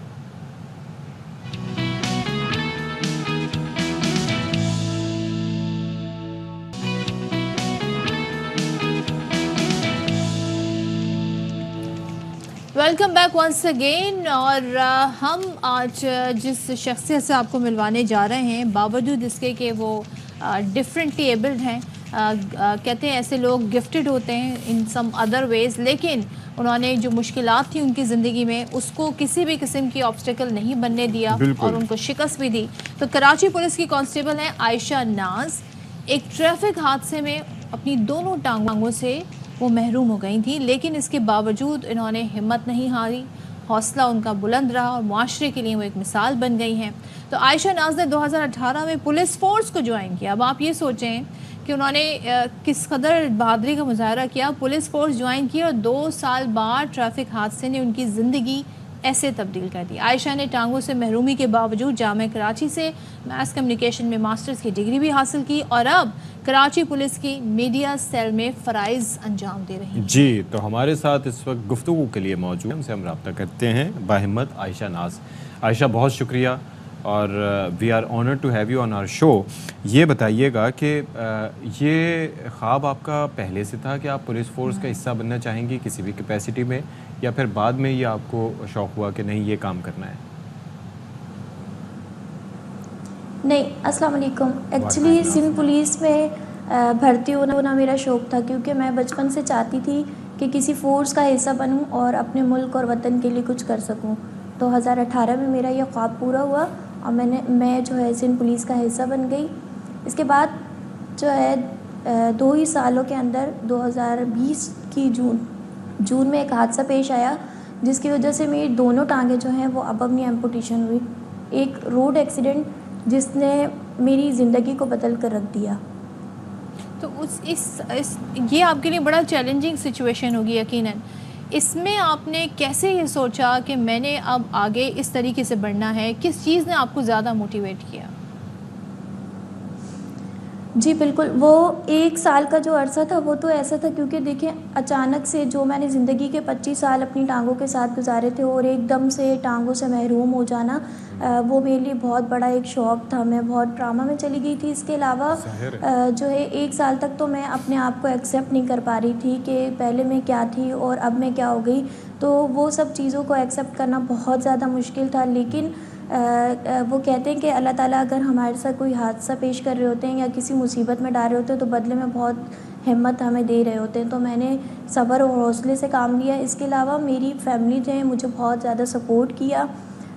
اور اس کے علاوہ جو آپ کہہ رہے ہیں کہ مجھے دوبارہ لائف کی طرف جو لے کر آیا، سب سے مین جو کریکٹر تھا وہ میرا بیٹا تھا جو کہ میری اسٹرینتھ ہے. اچھا عائشہ مجھے یہ بتائیے گا، ظاہر ہے یہ جس طرح کا حادثہ سانحہ آپ کے ساتھ ہوا، لوگ ڈینائل میں چلے جاتے ہیں. ایکسیپٹنس آپ کے لیے بھی مشکل تھی، آپ نے بتایا 1 سال لگا، پھر ڈپریشن میں انسان چلا جاتا ہے. یہ حادثہ ہوا کیسے تھا اگر آپ ہمیں بتا سکیں؟ کیونکہ بہت سی بچیاں آپ کو دیکھ رہے ہوں گی، خواتین دیکھ رہے ہوں گی، مرد دیکھ رہے ہوں گے جو آپ کو دیکھ کے ہمت پکڑنا چاہیں گے تاکہ اپنی زندگی پھر بھی آگے گزارنے کا سوچ سکے اور اچھے طریقے سے گزارنے کا سوچ سکیں. اچھا، یہ حادثہ جو ہے یہ ایک روڈ ایکسیڈنٹ تھا. بائک اور واٹر ٹینکر کا آپس میں جو ہے ٹکراؤ ہوا اور واٹر ٹینکر جو ہے میری ٹانگوں پر سے گزرا ہے. میری ٹانگیں بہت بری طرح سے ڈیمیج ہو گئیں، بونز بالکل ٹوٹ گئی تھی، وینس بالکل ڈیمیج ہو گئی جس کی وجہ سے بلڈ سرکولیشن ختم ہو گیا تھا. اور بہت زیادہ ٹریٹمنٹ کے بعد جو ہے وہ ڈاکٹرز کا یہ کہنا تھا کہ میری ٹانگوں کو نہیں بچا پائیں گے. اور ایٹ دا اینڈ 1 سے 1.5 مہینے کے اندر میری دونوں ٹانگیں جو ہیں وہ ابو نی جو ہیں وہ کاٹ دی گئیں. اور واقعی میں یہ بہت زیادہ چیلنجنگ تھا. میں خود کو ایکسیپٹ نہیں کر پا رہی تھی اور بہت زیادہ مشکلات کا سامنا کرنا پڑا مجھے کیونکہ میں خود کو فیس نہیں کر پاتی تھی. ایون کہ میں 1 سال تک میرر میں خود کو دیکھتی نہیں تھی کہ میں کیا سے کیا ہو گئی ہوں. لیکن یہ ہے کہ پھر آہستہ آہستہ میں نے ہمت اور حوصلہ کیا کیونکہ ایک چیز جو ہے وہ ہماری زندگی میں اگر پرماننٹ ہے تو پھر ہمیں اسی کے ساتھ زندگی کو گزارنا ہے، نہ کہ ہم اپنے آپ کو ایک کمرے میں بند کر لیں. پھر میں نے سوچا کہ میں زندگی میں آگے بڑھوں اور میں نے جو ہے وہ گریجویشن کیا ہوا تھا. حادثے کے بعد میں نے ماسٹرز کی ڈگری کے لیے اپلائی کیا، مطلب میں نے ماسٹرز میں ایڈمیشن لیا اور ابھی الحمدللہ 2024 میں نے ماسٹرز ان ماس کمیونیکیشن کیا ہے. اور میں جو گرلز مجھے دیکھ رہی ہیں میں ان سے یہی کہنا چاہتی ہوں کہ زندگی جو ہے وہ ایک امتحان ہے اور امتحان کبھی بھی آسان نہیں ہوتا. ہمیں ہمیشہ اپنے امتحان کی تیاری کرنی پڑتی ہے چاہے وہ کیسا بھی ہو. تو ہمیں ہمیشہ اپنے مائنڈ کو اور خود کو ہر چیز کے لیے پریپیئر کرنا چاہیے کہ زندگی میں اگر کوئی حادثہ ہو جاتا ہے تو ہماری لائف ختم نہیں ہوتی ہے، ہمیں اس چیز کو لے کر آگے چلنا ہوتا ہے اور اپنے آپ کو ثابت کرنا ہے. کیا بات ہے. اور اس نے ظاہر ہے عائشہ آپ کی پوری زندگی چینج کر دی. آپ نے کہا آپ کی فیملی نے آپ کے ساتھ بڑا ساتھ دیا اس مشکل وقت میں. آپ نے اپنے بیٹے کا بھی ذکر کیا لیکن ظاہر ہے جس پروفیشن میں اب آپ آ گئی ہیں, تعلیم کے میدان میں آپ نے کامیابی حاصل کی, آپ کو کہیں پہ کوئی ہرڈل, کوئی پریشانی تو نہیں ہوئی, یا آپ سمجھتی ہیں کہ لوگ بڑے تعاون کرتے ہیں, لوگ بھی بہت کوآپریٹ کرتے ہیں؟ یا ہرڈلس اور پریشانیاں تو آتی ہیں, کیونکہ ہمارا جو انفراسٹرکچر ہے وہ ہمارے مطابق نہیں بنا ہوا. تو میری ہمیشہ یہی ریکویسٹ ہوتی ہے کہ ہمیں بھی جو ہے وہ سوسائٹی کا پارٹ سمجھا جائے. جو لوگ ڈفرینٹلی ایبل ہیں یا جن کے ساتھ کوئی پریشانی یا ڈسیبلٹی ہے, تو ان کو معاشرے کا حصہ سمجھ کر ان کے لیے بھی ایکسیسیبلٹی کو جو ہے پاکستان کے اندر جو ہے وہ آڈٹ کیا جائے, تاکہ ہم جیسے لوگ جو ہیں وہ اسٹڈی ہو یا پھر کہیں پکنک پوائنٹ ہو یا پھر کوئی شاپنگ مال ہو, کو اپنی زندگی کو اپنے مطابق گزار سکے, نہ کہ کسی اور پر ڈپینڈ کریں.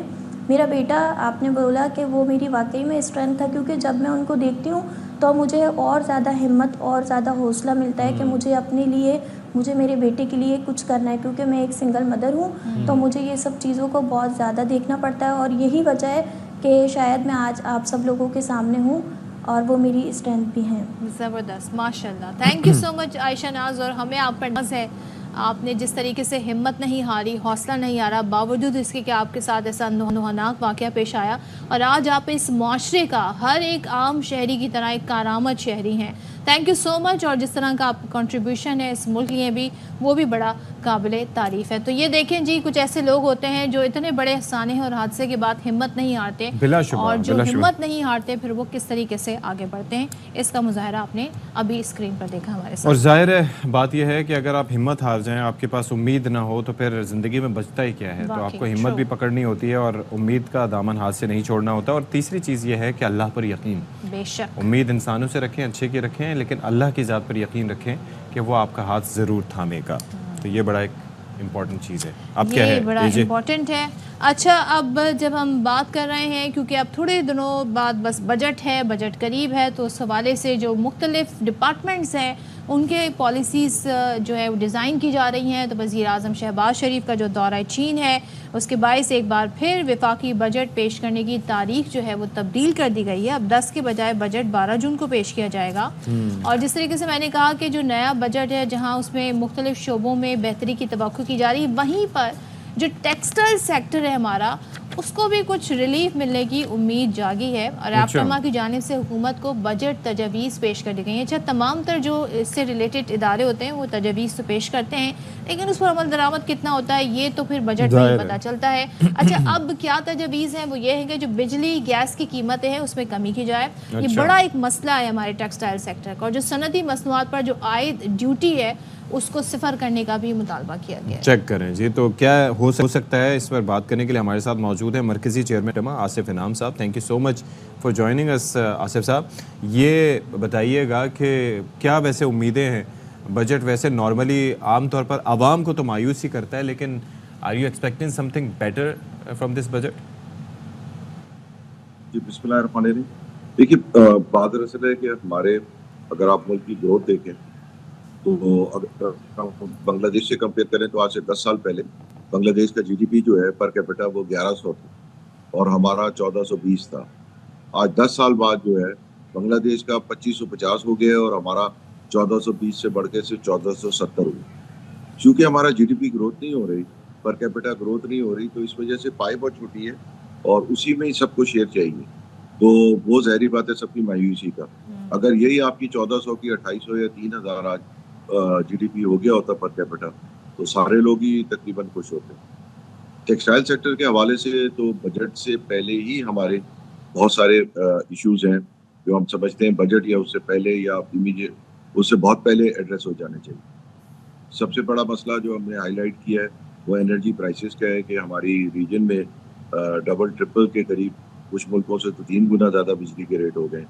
تو اس کو ہم نے ریشنلائز کرنے کا تھا. ہماری میٹنگیں بھی ہوئی ہیں اپریل میں اور ہمیں بڑی قوی توقع تھی کہ فرسٹ ویک آف مئی میں یہ سب ریزالو ہو جائے گا, بٹ انفارچونیٹلی یہ آگے بڑھا ہے.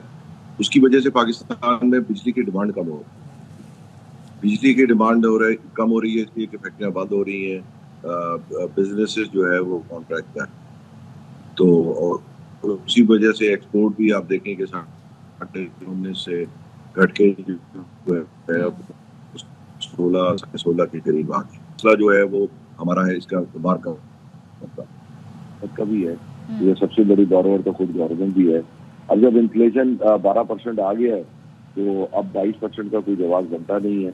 इसका तकरीबन 1000 पॉइंट पॉजिटिव इस वक्त इंटरेस्ट रेट है, ये दुनिया में कहीं भी नहीं है।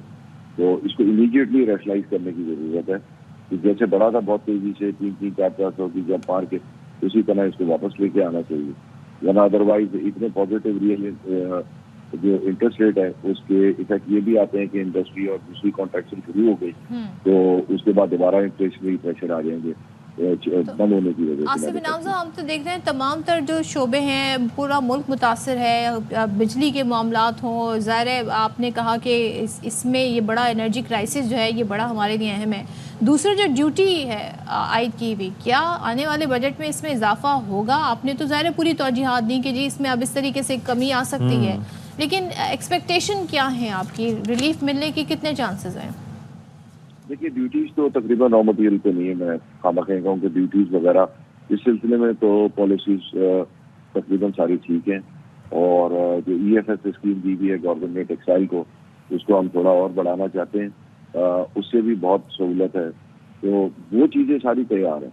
अब जो सिर्फ हमारी इसमें बजट में रिक्वेस्ट होगी वो ये होगी कि टेक्सटाइल जो है, टेक्सटाइल नहीं बल्कि जो एक्सपोर्ट पूरे सारा सेक्टर है उसको जो मैन्युफैक्चरर्स को जकड़ा हुआ है सेल टैक्स में और फिर उसके बाद उसको रिफंड देने में, जो अनफॉर्चुनेटली मतलब ज़्यादा या बहुत नॉमिनल ज़्यादा हो जाते हैं कभी कभी जो है वो आपको पता है कि मुल्क किस तरीके का सिस्टम है, तो बहुत कम कलेक्शन है। तो हमने उनको यही रिक्वेस्ट की है कि जो भी कलेक्शन हो ये सारी जो है वो रिटेल स्टेज पे हो, जो सारी दुनिया में होती है। अब मैन्युफैक्चरर को इससे निकाला जाए और मैन्युफैक्चरर की बजाय चेन बनाने के जो रिटेल है जिसको मतलब हम अवॉइड करने के लिए सारा मैन्युफैक्चरिंग पे बोझ डालते हैं, उसके ऊपर डायरेक्ट लेते हैं। अब जहाँ तक बिजली के बहरान का है, ये तो मैन मेड डिजास्टर है हमारा। 25,000 हमारा मेगावाट का सिस्टम है, मेरे ख्याल में 43 या 48,000 हमारा ऑलरेडी कनेक्टेड लोड है, जिसमें से खासा बड़ा पोर्शन एक और पे और अभी 16 या 18,000 आ जाएगा। तो तकरीबन 65-70 हज़ार अगर हमने 25,000 के सिस्टम पे ले लिए, ये तो मैन मेड डिजास्टर ही है ना। एक आपके पास जगह ही नहीं है और आप चीज खरीद लें। तो अब हमने प्रोएक्टिव ही दिया है, ये जो हमने प्रपोजल दिया है इसे हमारा अंदाजा है कि 2,000 मेगावाट के करीब कंजम्पशन फौरन बढ़ जाएगी। और देखिए किसी कौम का भी जो तरक्की का मेयार है या आप बाकी सब स्टैटिस्टिक्स को छोड़े वो इलेक्ट्रिक कंजम्पशन से होता है। तो इलेक्ट्रिक कंजम्पशन अगर हमारी गिर रही है तो इसका मतलब है कि हमारा ओवरऑल स्टैंडर्ड ऑफ लिविंग गिर रहा है। अब हमारे बराबर जो इंडिया है उसका एक सूबा है राजस्थान, वहाँ 18,500 मेगावाट पे से सोलर का और विंड का जो है वो रिवर्स मीटरिंग हो चुकी है। यहाँ प्राइवेट सेक्टर में लगा के उन्होंने हुकूमत को वापस दे रहा है। सही, ठीक है, thank you so much Asif इनाम साहब। और देखते हैं जी जो तजवीज़ एप्टमा ने दी है उस पर अमल दरामद हो पाता है कि नहीं, क्योंकि बहुत सारी तौजीहात भी दी गई हैं कि क्या, क्यों और कैसे इन तजवीज़ पर अमल दरामद किया जा सकता है। सो लेट्स सी, अब 12 जून को बजट पेश किया जाएगा, डेट आगे बढ़ गई है। सो हर सेक्टर अपनी अपनी तजवीज़ इस वक्त गवर्नमेंट को दे रहा है। अच्छा जी, अब जरा ईद के हवाले से बात कर लें। ईद की आमद भी है, बजट है, बजट के बाद फिर ईद भी होगी और उसके लिए तैयारियां आपको पता है पहले से कर ली जाती हैं। तो इस दफ़ा पाकिस्तान रेलवे की जानिब से ये बताया गया है कि ईद उल अज़हा पे 3 ट्रेनें चलाई जाएगी स्पेशल, और ये 14 जून को कराची से पेशावर, इसी दिन क्वेटा से रावलपिंडी और 15 जून को कराची से लाहौर तक चलाई जाएगी। तो चलें इसकी डिटेल मजीद जान लेते हैं हमारे नुमाइंदे अंजुम वहाब से। अंजुम बताइए। जी बिल्कुल, पाकिस्तान रेलवे ने मुसाफिर का रश देखते हुए ये फैसला किया है कि कराची से 2 ईदी स्पेशल ट्रेनें चलाई जाएंगी। पहली ट्रेन जो होगी वो 14 जून को शाम 6:30 कराची सिटी से रवाना होगी, जबकि दूसरी ईदी स्पेशल ट्रेन कराची से लाहौर के लिए वाया साहिवाल 15 जून को कराची कैंट से रात 9 बजे रवाना होगी। इसी तरह तीसरी ईदी स्पेशल ट्रेन जो कोयटा से रवाना होगी वो 14 जून को रवाना होगी और ये कोयटा से रावलपिंडी के लिए होगी। और ये फैसला मुसाफिरों का रश देखते हुए महकमा रेलवे ने किया है कि मुसाफिरों को ईद के मौके पर किसी मुश्किलात का सामना ना रहे।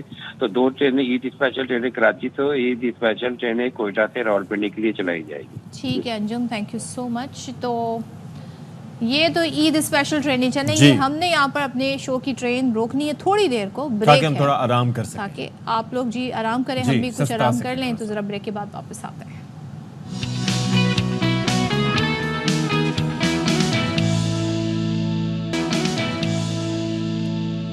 Welcome back once again. बात करेंगे T20 वर्ल्ड कप की, जो कि अमेरिका और वेस्ट इंडीज में खेला जा रहा है। दिलचस्प मुकाबले ICC वर्ल्ड T20 के जारी हैं और नेदरलैंड और नेपाल का मैच हुआ तो नेदरलैंड ने नेपाल को 6 विकेट से शिकस्त दे दी है और डैलस में 107 रन का हदफ 8 गेंद पहले हासिल कर लिया। जबरदस्त। अच्छा, मैं ये देख रहा हूँ लो स्कोरिंग गेम्स हो रहे हैं ये तो काफ़ी ज़्यादा, मतलब जो स्कोर है वो ज़्यादा नहीं बन रहा है। इसी तरीके से जो इंग्लैंड स्कॉटलैंड में तो बारिशों ने तबाही एक मचा रखी है, इस तरीके से कि जिस दिन मैच होता है उसी दिन बारिश हो जाती है। तो इंग्लैंड और स्कॉटलैंड का मैच बारिश के बायस मंसूख कर दिया गया। अब दोनों टीमों को एक एक पॉइंट दे दिया गया है। तो ये बारिश जो है क्या ये 9 को भी हो सकती है? अल्लाह ना करे। शुभ शुभ बोले, अच्छा बोले, अच्छा ही बोल रहे और दूसरा ये है समझे मेरी बात को। हाँ मैं समझ रहा हूँ। मैं ये कह रहा था कि आज इंडिया और आयरलैंड का भी मैच है, ठीक है, तो ये भी हमें देखना होगा कि किस तरीके से इंडिया अपने मैच का आगाज़ करते हैं। और ओवरऑल जो है वो आप देख सकते हैं कि पाकिस्तान का जो मैच है उसके अंदर पाकिस्तान की टीम ऑन पेपर तो बहुत अच्छी है, लेकिन जो परफॉर्मेंसेस इन द ग्राउंड रही हैं वो काफ़ी लेकिन इस वक्त जो सबसे ज़्यादा क्रिटिसिज्म हो रहा है वो अमेरिका में जो पिचेस बनी हैं उसको लेकर हो रहा है कि वो जो है बैटर्स को बिल्कुल भी सपोर्ट नहीं कर रही हैं। बॉलिंग उस पर ज़बरदस्त हो सकती है, तो देखते हैं जी। अच्छा, अब सिक्योरिटी की ज़रा बात कर लेते हैं, क्योंकि जब पाकिस्तान और इंडिया का मैच होता है तो आपको पता है कि अवाम भी बड़े चार्ज होते हैं और एक हल्ला गुल्ला पूरा होता है। तो इसके लिए दहशतगर्दी के ख़तरे के पेश नज़र भी बहुत इंतहाई सख्त इक़दाम उठाए गए हैं। और नासाउ काउंटी के एग्जीक्यूटिव हैं ब्रूस ब्लैकमैन, उन्होंने मैच के लिए इजाफी सिक्योरिटी की तस्दीक कर दी है और कहा है कि दुनिया का ये सबसे बड़ा मैच है जिसकी सिक्योरिटी के लिए हम तैयार हैं। और स्टेट पार्क पुलिस, FBI और port authority police, MTA police के रजाकार फायर फाइटर्स ने भी जिम्मेदारियां संभाल ली हैं। Everybody is on watch and alert. जी जाहिर है, क्योंकि ये बड़ा एक वो कहते हैं ना कि हाई वोल्टेज टाकरा होता है और ऐसे में सिक्योरिटी को भी इंश्योर करना बड़ी जिम्मेदारी होती है। हालांकि इन मुल्कों में सिक्योरिटी के इतने कंसर्न्स नहीं होते अब, लेकिन इसके बावजूद तवज्जो देना कल हमारा मैच है जी अमेरिका से।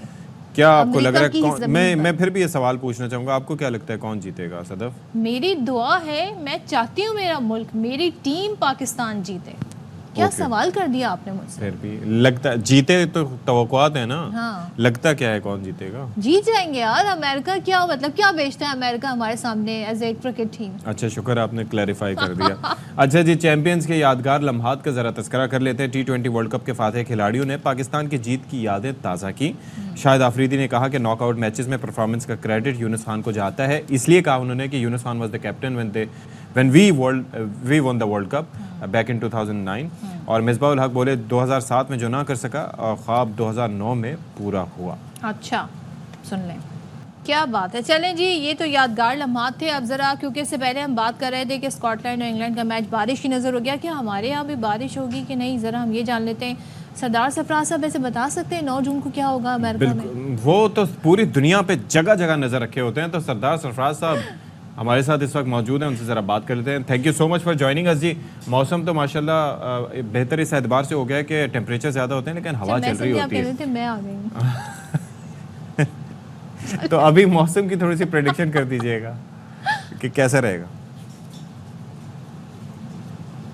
जी बहुत शुक्रिया। देखिए जो वही हीट वेव कंडीशन, बहुत सीवियर हीट वेव कंडीशन चल रही थी मई के आखिर तक, तो जून शुरू होते ही उनमें कुछ कमी आ गई है। उसकी वजह ये कि जो वेस्टर्ली वेव विंटर हुई है तो उसके बायस पंजाब, खासकर जनूबी पंजाब, उधर केपी के चंद इलाकों में और फिर कश्मीर में उन इलाकों में बारिश हुई है, गिलगित बल्तिस्तान में खासकर। तो उस वेव का असर या इन्फ्लुएंस हुआ है। तो सिंध में भी टेम्परेचर्स पहले जो 50-52 की रेंज में चल रहे थे अब 44-46 की रेंज में आ गए हैं सभी जगहों पर तकरीबन। इसी तरह से पंजाब में भी काफ़ी हद तक कम हो गई है गर्मी। तो हीट वेव तो एक तरह से सबसाइड हो गई है। अगले 3-4 दिन वक्फे से बारिश है। जनूबी पंजाब में भी है, सेंट्रल पंजाब में यानी लाहौर और गिरदनवा में भी अच्छी बारिश मुतवक्की है। आज रात हो सकती है, कल हो सकती है। इसी तरह से सिंध के चंद एक इलाकों में दादू, सखर, लाड़काना, शिकारपुर वगैरह की तरफ। What about Karachi? कराची में बारिश कोई नहीं है अनफॉर्चुनेटली, लेकिन कराची का मौसम आपने जैसे खुद ही बताया या फील कर रहे होंगे कि बेहतर हो गया। आप टेम्परेचर 34-35 इस रेंज में रहने का इम्कान अगले चंद दिन तक, 34 से ज़्यादा 36। और अब कुछ ना कुछ बादल आने लगे हैं, सी क्लाउड, सी ब्रीज स्ट्रांग होने की वजह से सुबह में खासकर रात में। तो अब शाम और रात जो से पहले बहुत हब्स वाली कैफियत होती थी वो बेहतर हो गया, ठंडी हो। चले जी मतलब 34 और बहुत 35 न्यू शुक्रिया। नॉर्मल है कराची जी, के जी, जी, लिए। जी। अब तो मौसम बेहतर फील्स हो लाइक गया भी अब थोड़ा बेहतर हो गया है, तो बहुत शुक्रिया सरदार Thank सरफराज you साहब, so बहुत much. शुक्रिया आपका सदफ अब्दुल जब्बार बहुत शुक्रिया प्रोग्राम में आपका, तशरीफ इस लाने बात के लिए। से। इसके साथ ही हम इजाज़त चाहते हैं, मैं आपसे इजाज़त चाहता हूँ, आप उठ के जा मैं सकते भी हैं। इजाजत चाह रही हूँ, अल्लाह अपना हाफ़िज़। बहुत सारा ख्याल रखिएगा। अल्लाह हाफ़िज़।